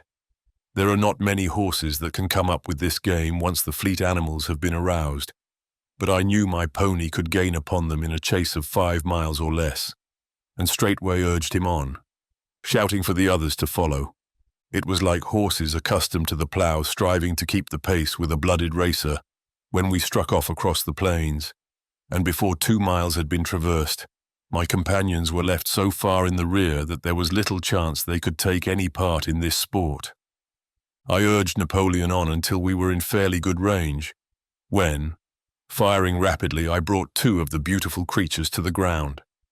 There was no possibility of overtaking the herd once having halted, so swinging the game across the saddle in front of me, I let my pony walk leisurely back to where the men waited, each of them looking with envious eyes at the result of the chase. Within half an hour after our return to camp, 5 or 6 fires had been built, and our people were busily engaged in cooking the fresh meat, which was so welcome to them, giving little or no heed to anything save the preparations for a feast. Suddenly, a single Indian of the Pawnee tribe stood before us, having ridden up without attracting the attention of any member of the company. A Pawnee visitor. It was the first time such a thing had ever occurred while I was supposed to be on duty, and I said to myself that until we had come into the Oregon country and I had said goodbye to these people, I should never again be caught off guard. The Indian who had thus surprised me was as fine a specimen of a Pawnee as I have ever seen. He was tall, had a good figure, and rode a handsome pony which was really fat, something seldom come upon, for the Indians do not generally allow their horses to take on very much flesh. He wore a calico shirt, buckskin leggings, and fancifully decorated moccasins. It would seem as if he had set himself up as a trader in footgear, for he carried with him half a dozen or more pairs of moccasins, some of them well worn, which he wanted to trade for meat. Our people were so foolish as to bargain with him, when, had they been content to wait a few days longer, until we were in a country abounding with game, they might have made any number of pairs out of fresh hides. This fellow remained in camp after having disposed of his wares, until he had eaten 3 times as much as could any member of our company, going from campfire to campfire and gorging himself as an Indian will, until it was only with difficulty that he could mount his pony. I felt more at ease when the fellow had left us, for I never see one of his race hanging around an encampment without good reason for believing he is trying to steal something, but the women of our company were saddened because he went so soon, and I verily believe they would have served him with another feast had it been possible for him to eat more. There was, perhaps, some petulance in my tones when I told Susan Mitchell that she need not feel badly because he had taken his departure so soon, for before arriving at the Oregon country, she would come across Indians to her heart's content, and perhaps to her heart's sorrow. I little dreamed how soon my words were to come true, although knowing that we would meet more red people than white during the remainder of the journey. But next day, when we had traveled perhaps 8 miles and were halted at noon that the women might prepare dinner, our company saw Indians in a way which was, during a few moments, anything rather than pleasant. The Pawnees try to frighten us. We had camped in a slight depression of the prairie, and were just about eating the noonday meal, when the distant trampling of hooves told me that a party of some considerable size was approaching. I had barely time to spring to my feet before 23 mounted Pawnees, all armed with bows and arrows, rode up over the crest of land, halting there an instant as if to measure our strength. Because they were not in full paint, I understood that it was a hunting party, and therefore I gave the word for our men to arm themselves without delay. For it is true that in the wilderness one expects the savages will take advantage of any opportunity to work mischief. John Mitchell was not disposed to obey the command, fearing lest if we made any show of warlike preparations it would only incite the Indians to anger. But fortunately the other men did as I told them. Marshalling this little force, I moved out from among the wagons, bidding every fellow to stand firm, while I motioned for the savages to keep back. However, they urged their ponies on at full speed, riding toward us like fiends, and, as I knew very well, striving to throw us into a panic, in which case there is no question but that they would have plundered the camp. Because I was the guide, it was necessary for me to take on the greater share of the danger, and stepping 4 or 5 paces in advance of my comrades, I made signs for the savages to keep away, at the same time leveling my rifle. The band was coming down upon us at the full speed of their ponies, when I thus gave evidence that it was my intention to fire if they continued, and immediately the horses were checked, the band riding off toward the south, leaving the leader behind. Defending ourselves. Dismounting, while the others wheeled about to join him again, he came toward me, his eyes roving from one member of our company to the other, as if to learn whether we had backbone enough to stand up for our rights. He must have understood that we would put up with no foolishness, for straightway all his show of fierceness vanished. He told me that his party had been out hunting buffaloes, but failed to come across any, and then begged like a dog for us to give him food. To have admitted such a crowd into our encampment would have been giving them a license to plunder. Therefore I warned the fellow off. I insisted that they go back to their village, where, beyond doubt, they would find food if they were very hungry. John Mitchell would have argued with me because I was turning hungry people away, but I refused to listen to him, and put on such a bold front that without further parley the leader mounted his pony, and away they went over the ridge, much to my relief. When we were making camp that night, a party of emigrants, numbering no less than 50, all bound for the Oregon country, came up with us.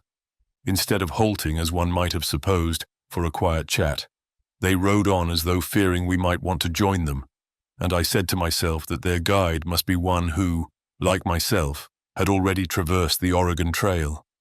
Yet I was pleased because of their desire to continue on alone. Scarcity of fuel and discomfort.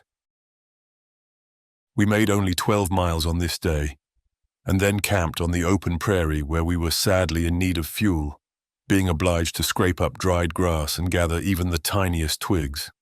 The scarcity of fuel was no more than might have been expected, for now we were coming to that part of the country where wood was a rarity.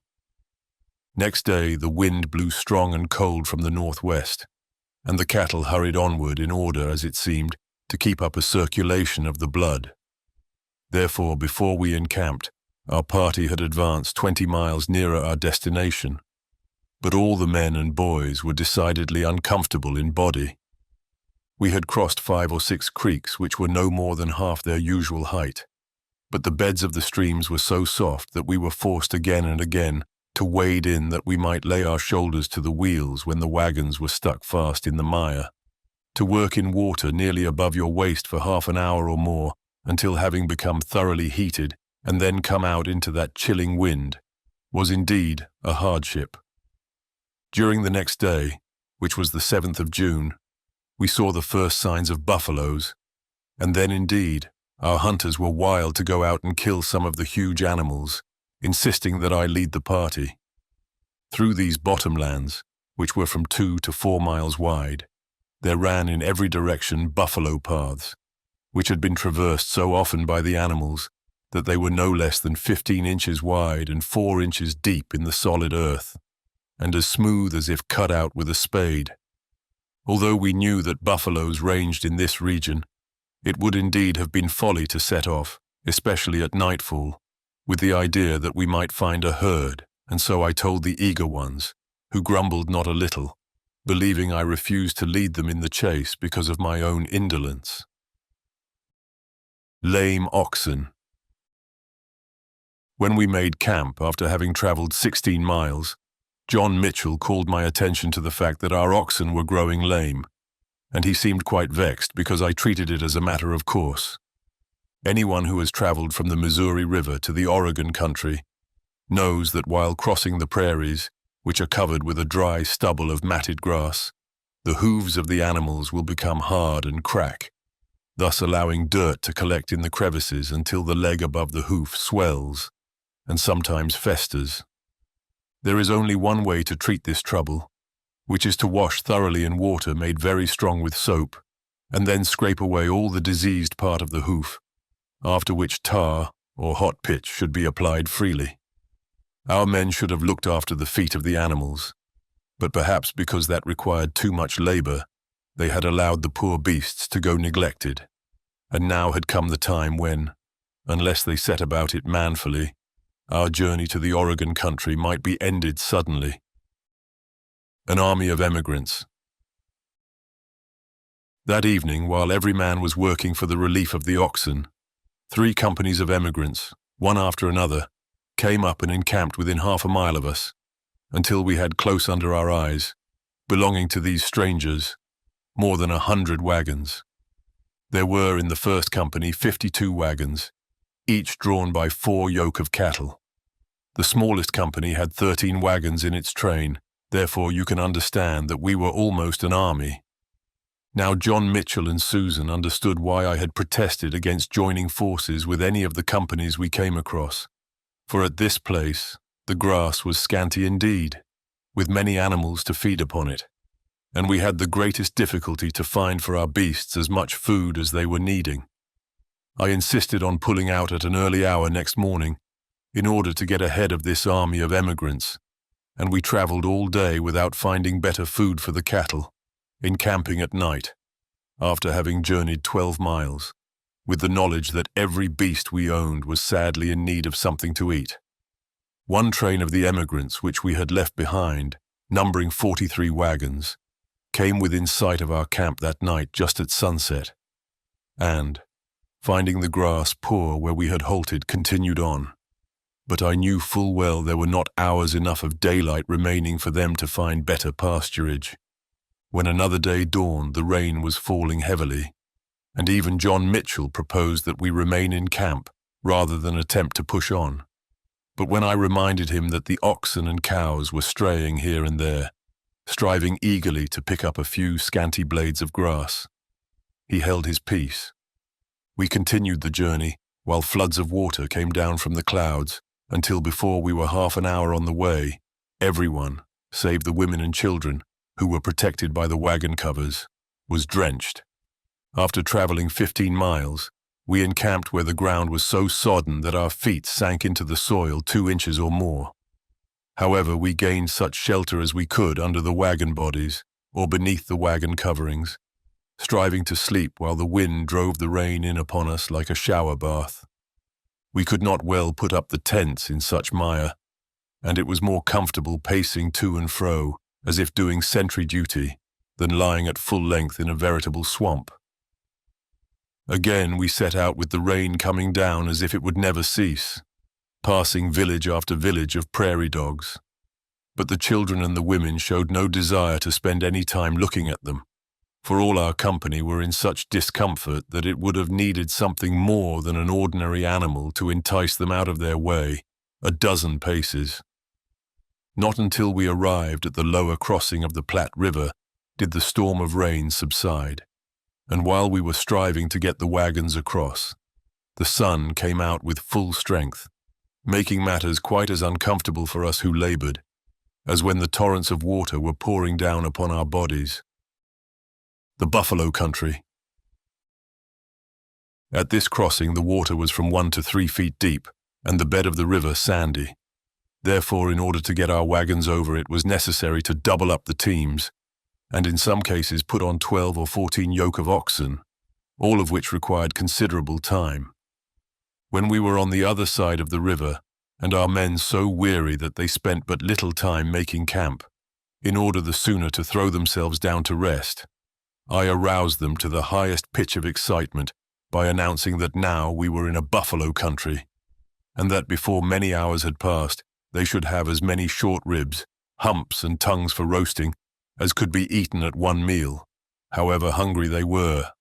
As if some magic change had been wrought, every man sprang to his feet, insisting that we go at once in search of the game. But I held firm, claiming that the horses were far too weary to take part in a hunt. Before the next day had fully dawned, the men who were standing guard aroused the camp by shouting excitedly that we were surrounded by buffaloes. It was not a very great surprise to me that the huge beasts should come so near the camp, for I had heard from men who traveled over the Santa Fe Trail that the buffaloes would often mingle with straggling cows, and more than once had emigrants lost their livestock by having the animals literally forced away by these big brutes. Hunting buffaloes. It was a difficult matter to restrain the hunters who were bent on starting off on the instant, believing they could kill a buffalo with but little effort if one came within range. To bring a buffalo down, one must shoot him in the lungs. To hit the skull is much like sending a bullet against a rock, for it has no other effect than to excite the animal, and oftentimes even then, not very much. Of course, if a hunter can send a ball through the brute's heart, that settles the matter, but it is a difficult shot. I did my best to explain how they ought to shoot in order to kill, and then, finding they were not inclined to heed my words, I proposed that we set off, each going his own way and doing the work after his own fashion. It caused me to smile when I saw those men creeping up on some old bull, whose flesh was so dry and tough that none save a starving man would eat it. But they seemed to think it was size that counted. Knowing that now was the time when I could again profit by my experience as a hunter and trapper, I went off in chase of a couple of young cows, and within 30 minutes had them stretched out on the prairie. Meanwhile, I believed that no less than 100 shots had been fired by the other members of the company, but I failed to see that any of them had been successful. John Mitchell and one of the men who went out with him succeeded in killing an old bull, and although during 3 hours of that forenoon there were hundreds of buffaloes in sight, all our company took from that vast herd were the 2 cows I had killed and the tough old fellow that had fallen under John Mitchell's rifle. Because Susan's father did not call upon me for advice as to how his share of the game should be cut up ready for cooking, I held my peace, but set about taking the flesh from each side of the spine, from the shoulders to the rump, of the 2 animals I had killed. Afterward I cut out the tongue and the hump ribs, while those 2 men were hacking at their game, apparently believing his flesh should be treated after the same manner as that of a stall-fed ox. While I was making ready some of the hump ribs for roasting, my mother came to my side, saying, as she pointed to our companions, "It pains me to see these people heedless of that which they must meet with before we can arrive at the Oregon country. They who complain bitterly because the sun falls upon them too warmly, or that the ford is very deep, hope to make their way to that far-off land with no more labour and no more suffering than they have already experienced since we left independence." "They will soon learn, Mother," I said laughingly, and yet in my heart was sorrow for the people whom I had so lately come to know, because of the lesson that was before them. The one fear is that when we come to the mountains, when we must fight with all our strength to gain a half-mile in this direction, or a mile in that, camping without food and without fuel, whether they will keep on or grow disheartened and turn back. "I cannot understand, my son, that you need feel anxious. Do your duty by them as you have agreed, and even though we are forced to come straight away back over the trail, it will be through no fault of yours." I have allowed myself to set down details concerning this journey of ours into the Oregon country, as if there was ample time at my disposal. Yet if I am to tell all the story of that long tramp, and then attend to the work which I have taken upon myself, it is necessary I hasten in the recital, instead of striving to give the particulars of each day's march. After leaving the camp where we had killed the buffaloes, we found the traveling good, grass plenty, and game so abundant that one might go out and shoot whatever he needed of buffaloes, antelopes, or elks, without spending very much time at the work, providing he was reasonably expert with his rifle. Ash Hollow Post Office. Susan rode with me, as she had from the beginning of the journey. Nothing of note happened to us, unless I should set down that this day was stormy, and on that day the sun shone, until we came into the valley of the North Fork of the Platte, through a pass which is known as Ash Hollow. There we drove down a dry ravine on our winding way to the river bottoms, stopping now and then to gather a store of wild currants and gooseberries which grew in abundance. Near the mouth of the ravine we came upon a small log cabin, which had evidently been built by trappers, but the emigrants on their way into the Oregon country had converted it into a post office, by sticking here and there, in the crevices of the logs, letters to be forwarded to their friends in the States. Hung on the wall where all might see it was a general notice requesting any who passed on their way to the Missouri River to take these missives and deposit them in the nearest regular post office. The little cabin had an odd appearance, and Susan confessed that, almost for the first time since leaving independence, she was growing homesick, solely because of seeing this odd post office. After crossing the stream, we came upon a party of emigrants from Ohio, having only 4 wagons drawn by 10 yoke of oxen and driving 6 cows. Truly it was a small company to set out on so long a march, and when the leader begged that they be allowed to join us, I could not object, understanding that unless the strangers had someone of experience to guide them, the chances were strongly against their arriving at the Columbia River. New comrades. There was in the company a girl of about Susan's age, whose name was Mary Parker, and from that time I had 2 companions as I rode in advance of the train. I could have found no fault with these new members of our company, for they obeyed my orders without question from the oldest man to the youngest child. Mary Parker was a companionable girl, and she and Susan often cheered me on the long way, for even when the rain was coming down in torrents, drenching them to the skin, they rode by my side, laughing and singing. On the 24th day of June, we arrived at Fort Laramie, in the midst of a heavy storm of rain, thunder, and lightning. We had traveled 667 miles since leaving Independence, if our course had been the most direct. But allowing for the distances some of us had ridden in search of cattle, or here and there off the trail looking for a camping place, it must have been that we made at least 100 miles more. Fort Laramie. Fort Laramie is on the west side of a stream known as Laramie's Fork and about 2 miles from the Platte River. It is a trading post belonging to the North American Fur Company and built of adobe, by which I mean sun-dried bricks, with walls not less than 2 feet thick and 12 or 14 feet high, the tops being well guarded by long, sharp spikes to prevent an enemy from climbing over. This fort, if it can be called such, is simply a wall enclosing an open square of 25 yards each way, along the sides of which are the dwellings, storerooms, blacksmith shops, carpenter shops, and offices all fronting inside, while from the outside can be seen only 2 gates, one of which faces the north and the other the south.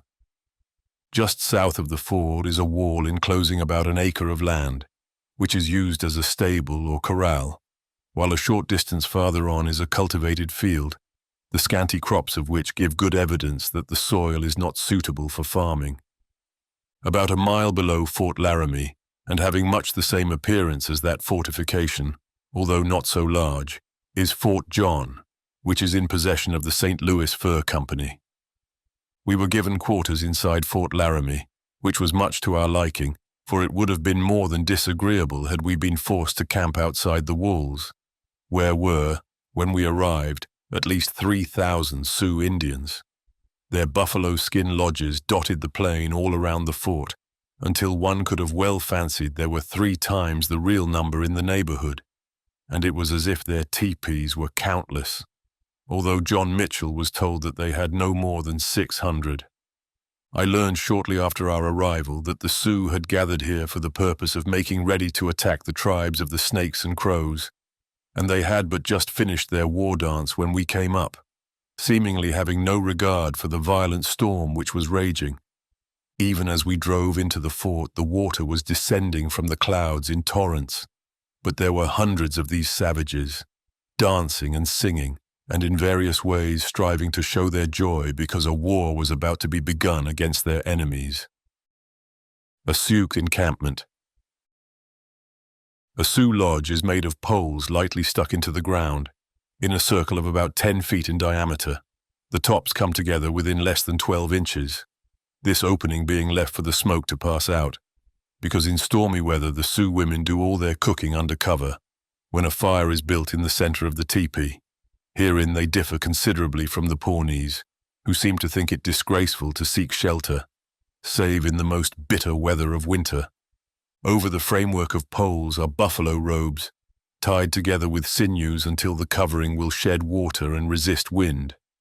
Inside, the floor is covered thickly with skins of many kinds, on which by day the occupants lounge or cook, play or gamble, as best suits their fancy, and at night the same furs serve as a bed for all the family.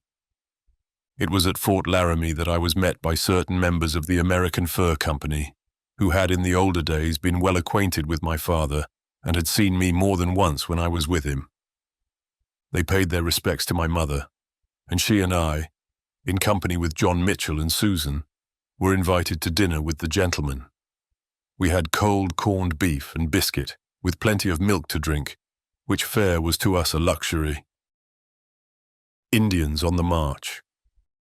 We remained at Fort Laramie one day and had the good fortune to see the Indians setting out on the march, the men to go against their enemies, and the women to return to the villages. We saw the squaws taking down the lodges and fastening the poles on either side of the pack animals, with one end dragging on the ground.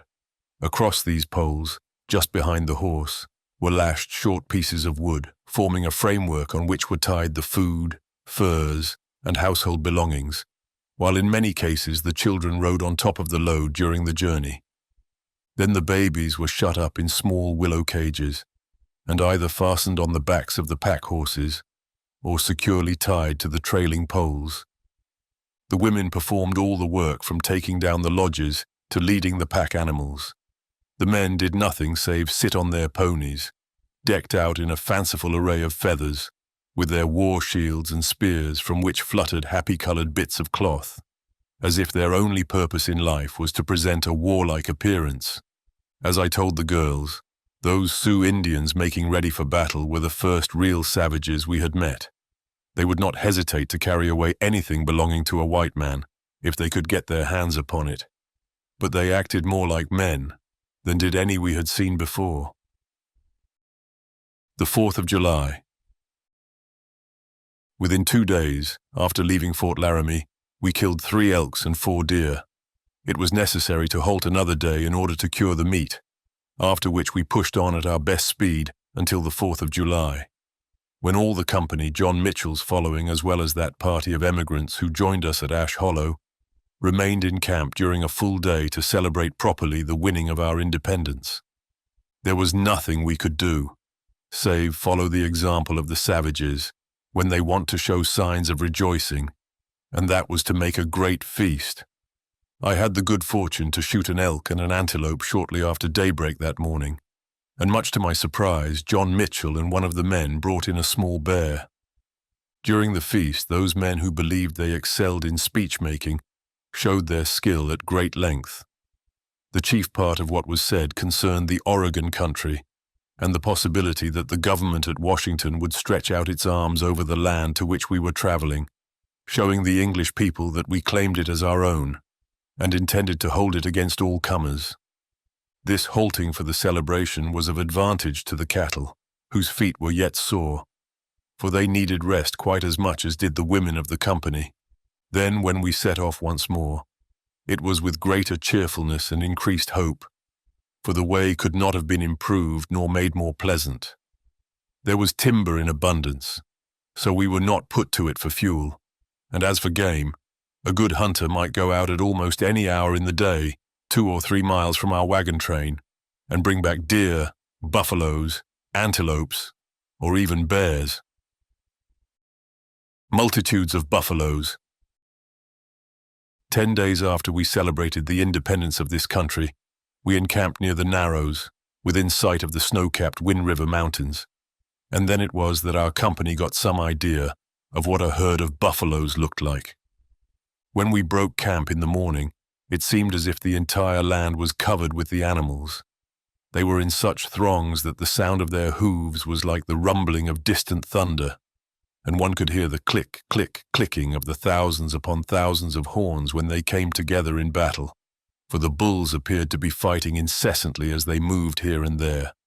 Some of the brutes were rolling in the dust, turning from side to side as if in greatest delight. Others had gathered in groups as if watching those who fought.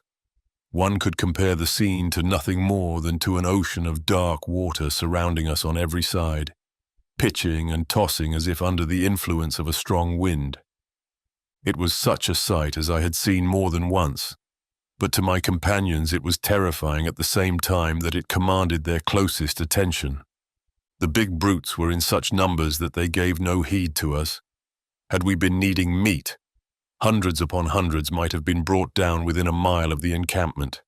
As it was, 4 of our men could not resist the temptation to go out and kill some, although it was wanton butchery, for we had then so much flesh in camp that more could not be carried. I was a little anxious on beginning the day's march, fearing lest we might find ourselves in the midst of that herd, for they gave no attention to man even when our people were shooting. But it was not for us to halt because of a lot of foolish buffaloes, and I gave the word to move on, insisting that all the men, being fully armed, should guard the cows lest they be stampeded. For 2 hours we rode in the very midst of that countless herd, with the shaggy, heavy brutes pressing so close to our wagons that some of the men were forced to go on ahead and drive them away by firing pistols or using clubs, for one could get near enough to pommel them as you might pommel a lazy horse. I did not breathe freely until past noon, and then we had left behind us that surging sea of beasts. But for the fact that the time would come, as I knew full well, when we should need meat, I would have said I hoped we should never see another buffalo that side of the mountains. We meet Colonel Kearney again. On this night, within about a dozen miles of the Narrows, we came upon Colonel Kearney's soldiers, returning from their long march, having come through South Pass. Somewhat of the hardships they had encountered, and which we must face, could be guessed at by looking at those seasoned troopers, who appeared to be completely exhausted by long riding and scanty rations. No less than 20 of the men were on the sick list, and at least 100 others looked as if they soon would be. I believe nothing could have been shown John Mitchell's company, which would have told more eloquently of the hardships to be encountered when we came among the foothills. Then we pushed onward more sturdily, and I could see that every man in our company was looking forward into the future, understanding that there must be no faltering now, else they would fall by the wayside, as had so many of whom we heard from day to day. On the 17th day of July, we felt the first frost of the season, when ice formed 1/4 of an inch thick, and this warned our people that there was no time to be lost if we would win our way through. If winter caught us while we were among the mountains, it would be necessary to make camp until spring, and who could say whether during those long months we would be able to get sufficient game to keep us alive. Across the divide. 2 days after we had this first token that winter was coming, we passed over the dividing ridge which separates the waters flowing into the Atlantic from those which find their way into the Pacific Ocean, and bringing the train to a stop before any of our people realized that we had arrived at what one might call the parting of the ways, I called out that 3 cheers be given for the Oregon country, at the same time pointing to the streams which were running westward. There was great excitement in our company when it was known that we were really on the divide, and regardless of the fact that we should have been pushing on, all insisted upon halting until late in the afternoon, in order, as Mary Parker said, that they might celebrate properly having accomplished thus much of the journey. That night the air was filled with frost, and we who had been sleeping with no blankets over us were glad to wrap ourselves in whatsoever we could lay hands upon to prevent our blood from being chilled. When we camped, there was no water to be seen on either hand, nothing save the sandy bed of the stream, and I verily believe all our people would have gone thirsty if I had not insisted that they dig in the sand a hole from 18 to 20 inches in depth. We then watched until enough brackish water had oozed up to moisten the tongues of our thirsty stock, after which, by waiting a full hour, we got enough to satisfy us partly. It was the 25th day of July when we halted at Fort Bridger and set up our tents just outside the adobe walls, for, knowing the place right well, I had no desire to spend a night inside the enclosure. Fort Bridger. This fort, like many another, is little more than a trading post and was built 2 years before we started for the Oregon country by 2 old trappers who had turned fur traders. The largest building is made of adobes and serves as storehouse, while the others are flimsy shelters built from time to serve the needs of visitors. I remember having heard in St. Louis why James Bridger forsook his calling of trapper to engage as trader, and have even seen the letter he wrote Pierre Chouteau when he settled in the valley of Black's Fork of the Green River, asking that goods for trading with the Indians be sent to him. In it he wrote, I have established a small fort with a blacksmith shop and a supply of iron on the road of the emigrants, which promises fairly.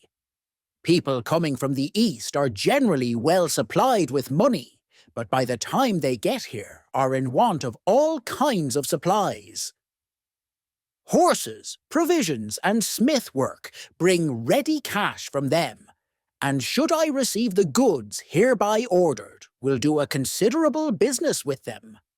The same establishment trades with the Indians in the neighborhood, who have mostly a good number of beaver among them.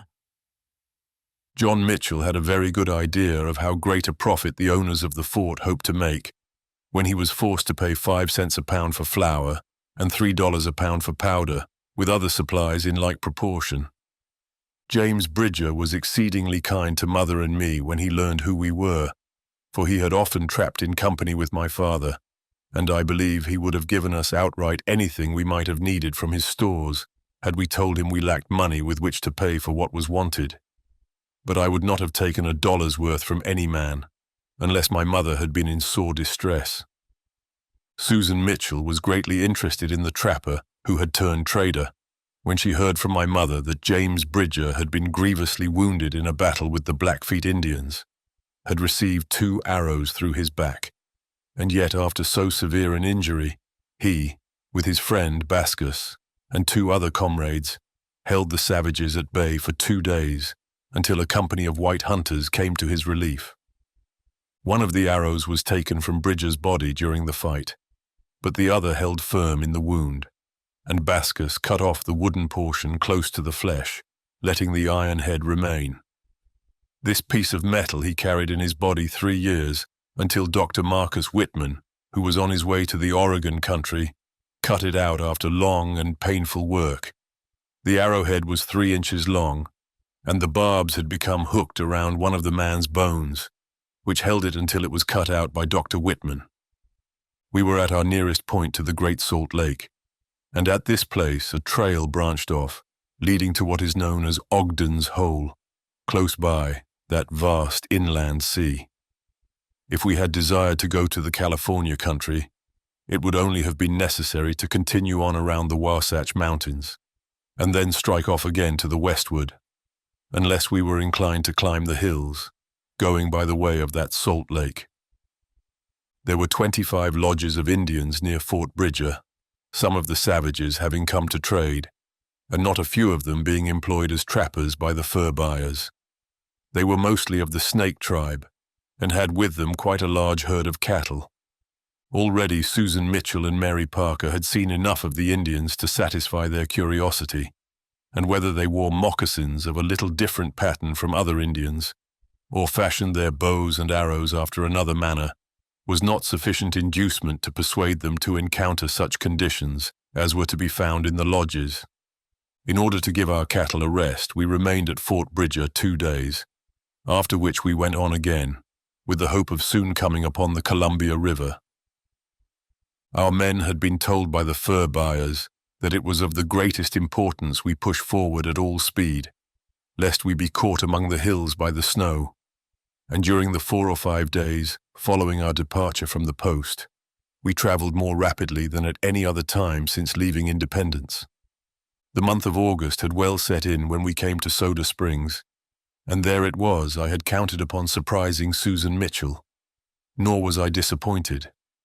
These springs are small hills or mounds standing at the right of the trail near a grove of cedars and pines, while the water that has oozed out of them in the past has formed a solid crust of soda for miles around, so hard that one may walk upon it. The liquid soda is warm and sparkling as it comes to the surface, and when it has been led some distance away where it may be cooled, is as pleasing a drink as one can find in any of the shops in the East, for it is the true soda water as made by God himself. Trading at Fort Hall. At the end of the first week in August, we arrived early one forenoon at Fort Hall, which is a trading post belonging to the Hudson's Bay Company and having the appearance of a regular fortification, because of being built chiefly of adobe brick. There we were able to buy flour at 2 cents a pound, providing we were willing to pay for it in cattle at the rate of from $5 to $12 per head, and since we had 2 lame oxen and 3 cows that could travel but little farther, we laid in a supply, being allowed for our 5 animals $36 in goods. At this place, John Mitchell's people were urged to abandon the idea of going into the Oregon country because of the hardships and dangers which must be encountered, and those trappers who were lounging about the fort insisted that it would be better that we went to California instead of attempting to go farther on the road we had chosen.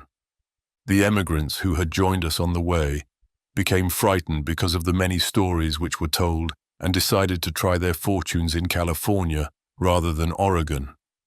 Therefore, when we pulled out from Fort Hall, Susan Mitchell was saddened at parting with Mary Parker, who had been a cheery comrade for the girl during the time they had traveled together. Thievish snakes. We were now in the country of the Snake Indians, and while one might believe that the Pawnees are the most expert thieves in the world, he has simply to come across the Snake tribe in order to learn what may be done in the way of robbery. 2 days after we left Fort Hall, when I had warned John Mitchell that it was necessary to keep a sharp watch both day and night, lest even the clothing be stolen from our backs, he laughed me to scorn. But I noticed that he took exceedingly good care of his saddle horse, not only hobbling the animal, but tying him to a picket rope which was fastened to his own wrist. This he did twice, and yet on the third morning, despite all such precautions, the horse was gone, the hobble having been cut and left on the ground, while the picket rope was severed neatly within a half-dozen inches of his hand. This theft had been committed while Mr. Mitchell slept, and he prided himself upon being one who was easily aroused. After this, and I may as well say here that John Mitchell never saw his horse again, there was no reason why I should urge watchfulness upon any of our people. They voluntarily redoubled the guards while we were in the Snake country, and although I am not able to say we got through without losing anything, nothing of great value was taken from us, with the exception of the horse. The hot springs. I had one more marvel on this road to the Oregon country with which to surprise Susan Mitchell, and that was the hot springs, which were within a mile of the trail. Therefore I led the company directly to them, there making camp.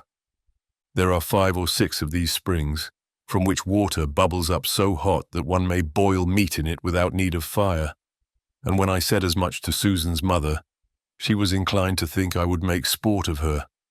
Therefore she boldly plunged her hand in, with the result that every part of the skin which came in contact with the water was reddened to the point of being blistered. That night we boiled some pemmican in one of the springs. That is a prepared meat carried by all travelers over the Oregon Trail, and the girls of the party amused themselves by making up balls of meal dough and lowering them into the water by strands of plaited grass, cooking them as dumplings are cooked in a stew of meat. When we camped at Portneuf Crossing, Mother told us the story of the trapper Portneuf, who was murdered at this place by the Indians, and spoke in such a tragic manner that even John Mitchell was impressed by the brutal details. When I made the rounds of the camp before going to sleep, I took note that none of the men were inclined to move around alone outside the rays of light cast by the campfires, and he, whose turn it was to stand watch, had with him a companion, much as though he was afraid to remain without a comrade near at hand in a place where such an evil deed had been done. The Falls of the Snake River. Next day, after a march of 14 miles, we came to the American Falls of the Snake River, and supper was long delayed because all the women and girls were lost in wonder and surprise at the beautiful scene. I told them that the Snake River flows over 3 immense cataracts, the American, the Shoshone, and Salmon Falls, one quite as awe-inspiring as the other. We slept that night with the roaring of the cataract drowning all other noises, and next morning we were as wet as if we had been exposed to a smart shower. The wind had changed about midnight, and the spray from the falls was blown into the tents as well as under the wagon covers, until we were so uncomfortable that sleep left us at an early hour. Because of thus being awakened before break of day, we set off on the march sooner than usual, with the result that before sunset we had arrived at Raft River, 26 long miles from the American Falls. The trail was difficult even for pack horses, and there were many places where it seemed an absolute impossibility to drag the heavy wagons with the teams doubled until we had at times as many as 12 yoke of cattle to one cart. We were encamped in a valley, the bottomlands of which were covered with heavy, rich grass that must have been a real surprise to the animals after the scanty fare they had had from the time of leaving Fort Bridger. I believed that we might spend a full day here, in order to give the animals good rest before undertaking the mountainous trail, and was on the point of telling John Mitchell what I had in mind, when Susan called my attention to 6 or 8 wreaths of smoke coming from as many different points on the mountains around us. Signs of the Indians. To the girl, it was a cause only for surprise that smoke should be seen ascending in such a place. But on the instant I was alarmed, knowing beyond doubt that signal fires had been kindled by the Indians, warning others of their tribe that a small company of white people were where they might be attacked with small chance of defending themselves. No one except my mother knew of the anxiety which filled my heart that night, knowing that we were at the mercy of the savages. If they should fall upon us while we were in the valley, and they on the rising ground around us, I could not sleep, although needing rest sadly. I spent the time until sunrise walking from one sentinel to another in order to make certain each man was keeping sharp watch. John Mitchell must have guessed that danger threatened, for he came out from beneath the cover of his wagon shortly after midnight and remained on the alert until sunrise. Then we could see many columns of smoke from the sides of the mountains, and I knew we were surrounded by savages who would not hesitate to make an attack in order to gain possession of our goods, if it could be done without great danger to themselves. Beset with danger. I would not listen to John Mitchell when he proposed that we make a hurried start, for I knew the Indians were near enough to see clearly what we were doing, and at the first show of fear on our part, the whole crew would be upon us. However, I insisted that no member of the company should stray ever so short a distance from the train, and I took good care that the cows were herded in close order between 2 of the wagons. Despite all I could say to the contrary, Susan insisted on accompanying me when I rode to and fro along the line, keeping sharp watch for a possible ambush, and fearing each instant to hear that savage yell which would tell that the enemy was upon us. Yet we passed along the mountainsides and across narrow valleys in peace until after 16 miles we arrived at the banks of Marsh Creek, where I gave the word that a halt be made, because then we were where it would be possible to make some show of defending ourselves in event of an attack, owing to a small thicket of stunted pines on a slight elevation of land near the water. During all the day's journey, I knew the Indians were hovering close around us, because of the signal fires that were lighted just in advance of us from time to time. But we failed to see the enemy except once, when a half-naked savage showed himself, as if by accident, as we rounded a bend in the trail. Other than that one glimpse of a dark form and the signal fires on every hand, we had no proof that danger lurked near us. It is likely that the greater number of our company were ignorant of that which menaced, but I knew full well that we had been in peril of our lives from the moment we made camp at Raft River. Again I passed a sleepless night, and again John Mitchell joined me as I went from sentinel to sentinel, asking now and then if any suspicious noise had been heard, until another day had dawned, and then I failed to see signal smoke, search the country with my eyes though I did. It was evident the snakes believed we would put up a strong fight if attacked, and, failing to catch us at a disadvantage, they had drawn off, most likely hoping to come across some other company of emigrants who were not so cautious. Hunger and thirst. From Marsh Creek we journeyed to Goose Creek, a distance of 17 miles, earning by most severe labor every yard of advance and failing to find water during the entire day. That part of the country yielded no grass for the animals, and when we made camp at night we took good care to see that every beast was hobbled so securely that he could not stray very far in search of food. The next day's march ended at Rock Creek, and although the traveling was quite as hard for beasts and men, we made 24 miles, urged to most severe exertions because our store of food was being consumed rapidly. I knew we could not hope to find game, and therefore we must go hungry until arriving at the trading post on the Snake River, known as Fort Boise, while the animals would have great difficulty in finding grass. The country was stripped as bare of green as though a fire had passed over it, and many were the distressing tales I could have told of emigrants who had perished miserably by starvation while trying to make this portion of the long journey. We left Rock Creek a full hour before daylight, urging the famished beasts at their best pace, while we ourselves strove not to think of food, lest the hunger which beset us should become more keen. Not until 42 miles had been traversed did I give the word to encamp, and it was full time, for I question if we could have held on half an hour longer. Nearly exhausted. Then we had arrived at Salmon Falls Creek. It was nearly 9 o'clock in the evening when we came to a halt, and during the last half hour of the march we had been more nearly asleep than awake.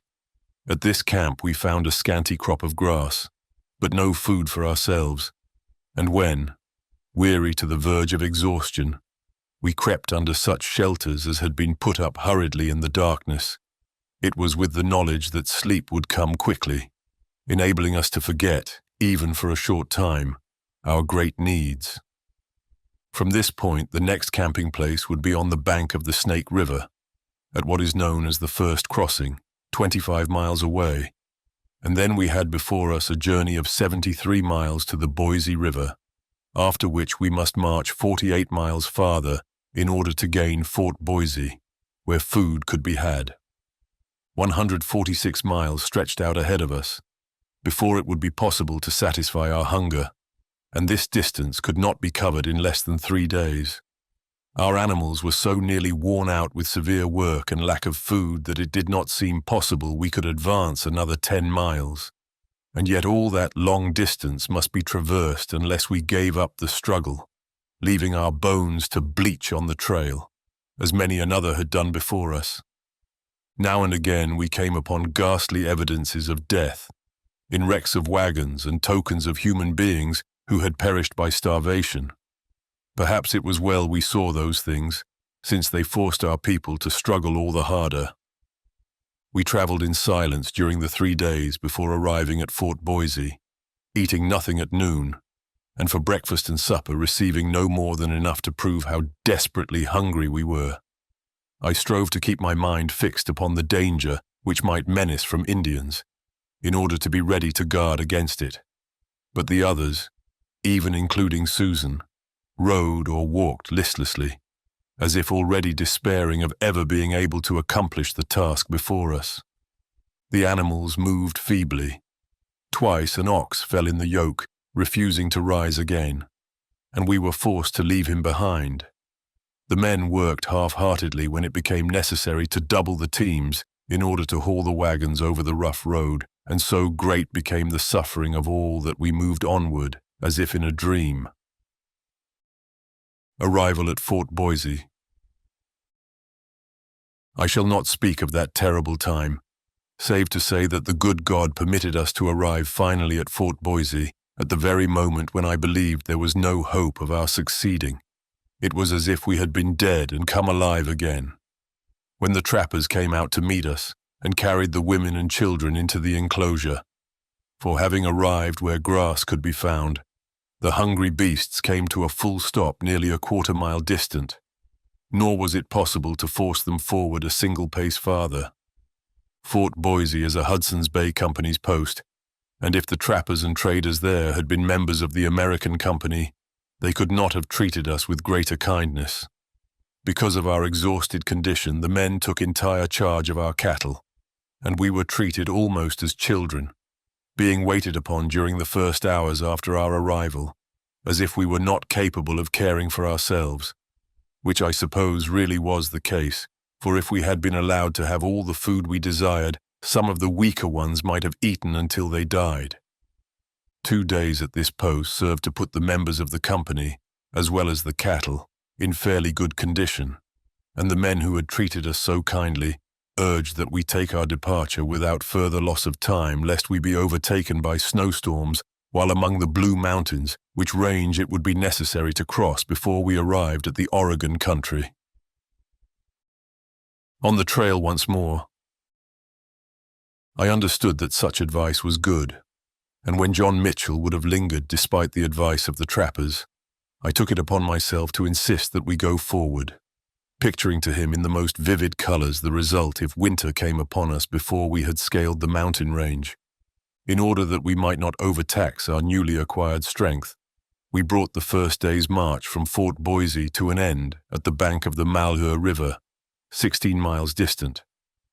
Next day we traveled 31 miles to Burnt River, where we halted one day to make ready for a 60-mile journey to Powder River. To make any attempt at describing this part of our journey would be repeating the words I have set down many times before. The trail was as rough as can well be imagined, and the labor of getting the heavy wagons along quite as great as had been found elsewhere. Because of the supplies bought at Fort Boise, we did not suffer greatly from hunger, although we were allowed only a small portion of food each day. But the animals were in a half-famished condition all the while until we had arrived at the Grande Ronde, which is a beautiful valley among the mountains, where grass can be found in abundance. There, in that excellent camping place, we remained 2 days, the cattle meanwhile feeding greedily, as if realizing that it was necessary they add to their strength in order to make the journey over the mountains, 15 miles away. Refreshed by the long halt, we began to climb the Blue Mountains, where the trail led over such steep ascents that it became necessary to yoke all our cattle to one wagon, pull it a mile or two up what was much like a cliff, and then drive the oxen back for another load, thus winning our advance with the greatest difficulty, and after the most severe labor traveling no more than 7 miles in one day. Cayuse Indians. It was about the middle of September when we arrived at the Umatilla River, where is an Indian village under rule of the chief 5 Crows of the Cayuse tribe, and a more friendly tribe I have never seen. They had not a little land cultivated. Of course, all the work had been done by the squaws, and stood ready to trade with us for whatever we had, but were more eager for clothing than anything else. On leaving the valley, the trail runs straight up the bluff, over a high, grassy plain, affording fairly good footing for the animals. But when we halted that night, it was necessary to carry water from the stream no less than 1.5 miles up on the ridge to our camp. 2 days later, we came upon a village of the Walla Walla Indians, who, instead of begging, offered us venison and potatoes and seemed to be much pleased when we accepted their gifts. We lingered with them a day, for now the time had come when I could no longer call myself guide. The Columbia River. We had come within sight of the Columbia River, which was not more than 4 miles away, and farther than this I had never gone, for my father in his trading trips had generally halted in the Umatilla Valley, where he remained until having gathered a large supply of furs. Now that the river was in full view, any of the party might have led the way, for the trail was fairly well defined. But there were so many chances of wandering out of the most direct course that I urged John Mitchell to hire one of the Walla Walla Indians to serve us until we arrived at Oregon City. To my surprise, he refused, but insisted that I finish the task. It is true that I could continue as guide while we had the river near at hand to mark out the general course, and it pleased me much that he should be willing to put so much confidence in me, for I understood, or believed I did, when we left Independence, that he was more than doubtful whether a lad of my age could properly do that which might be required. As I learned from the Indians, we had but one more difficult passage to make before the journey would be finished, and although the cattle and the horses were worn nearly to the verge of uselessness, I believed that by making slow marches, if the winter did not come upon us too suddenly, it would be possible to make our way through. An Indian ferry. The way was hard, more difficult, it seemed to me, than any over which we had passed. But by working carefully, sparing the cattle as much as we could, and not forcing them more than an 8 or 10 mile march, we succeeded in passing over the bluff, until we came to the Deschutes River. At this stream it was necessary to have assistance from the Indians, because it would be impossible for so small a party as ours to make the crossing. The current was so rapid and violent, besides being exceedingly deep at places, that we could not hope to take the wagons over except by using canoes as ferry boats. This last we did, lashing upon 5 or 6 of the largest a platform of poles and split logs, until there had been formed a bed sufficiently large to give room for a wagon. It seemed to me as if John Mitchell would never make a bargain for this rough ferrying. The Indians demanded as the price of their labor almost everything they saw in the wagons, and at least 3 hours were spent in haggling before we were ready to make the first venture. Then our picket ropes were doubled and tied together until we had a length sufficient to stretch across the stream. One end of this was made fast to the platform of logs and canoes, and the other carried by a party of the Indians to the opposite side of the stream, when all the strength of every man that could be mustered was required to keep our ferry boat from striking upon the rocks. We were 2 days making this passage, although the stream at its widest part is not over 150 yards, and when, finally, the task had been accomplished and we started on the last stage of our journey, it was found that, in addition to what we had given the Indians, they had succeeded in stealing a quantity of powder and shot, several shirts, and 2 pair of trousers, 1 pair of which, I grieve to say, belonged to me and were the best I ever owned. The Dalles of the Columbia. I wish I could express the thankfulness and relief which came upon me on the 29th of September, when we arrived at the end of our journey, for then we had come to the Dalles, or the Methodist missions, beyond which no wagon had ever passed. At this place we found several families of would-be settlers waiting for a passage down the river in one of the 2 small boats which ran from Cascade Falls to Fort Vancouver, from which place they might continue the journey by water to Oregon City. Here, at what is known as the Dalles of the Columbia, where the water rushes through a long, narrow channel of rock with so swift a current that when the water is high, even boats propelled by steam cannot stem it, the missionaries sent out by the Methodist Church have built a few dwellings, a schoolhouse, and a barn, besides planting the surrounding land by aid of the Indians whom they have converted from a life of savagery to the knowledge of God. Our livestock. I cannot take to myself very much credit because of having led John Mitchell's company without serious mishap, even though I have twice before traversed the trail from the Missouri River. Yet we had no trouble which could not be overcome by hard labor, and every member of the company arrived at the journey's end in good health, which is more than can be said of other emigrants. When we arrived at the Dalles of the Columbia, we found there emigrants who had lost more than half of all their livestock during the long journey, and again my heart was overflowing with thankfulness, because we had suffered no great loss. On leaving Independence there were in John Mitchell's train, as I have already set down, 30 cows, 40 oxen, 20 horses, and 10 mules. We arrived at the Dalles with 21 cows, 32 oxen, 17 horses, and 6 mules. My work as guide ended. Here at the Dalles, as I have said, the journey was nearly ended, and here it is that I, Antoine, who now 3 times have crossed from the Missouri to the Columbia River, have come to an end of my storytelling. In guiding John Mitchell's company over this long journey of more than 2,000 miles, I did no more than show them what I knew of woodcraft, how to kill the buffalo, to stalk the antelope, to creep up on the elk, and, what in the Indian country is of the greatest importance, how to form camp so that they might be in least danger of a surprise. My mother had come over this long stretch of country with fewer hardships than any other woman in the company. She had been, as you might say, familiar with travel in the wilderness, for twice had she been out with my father on his trading trips and knew how to take advantage of this time of rest or of that period of toil. I became a farmer.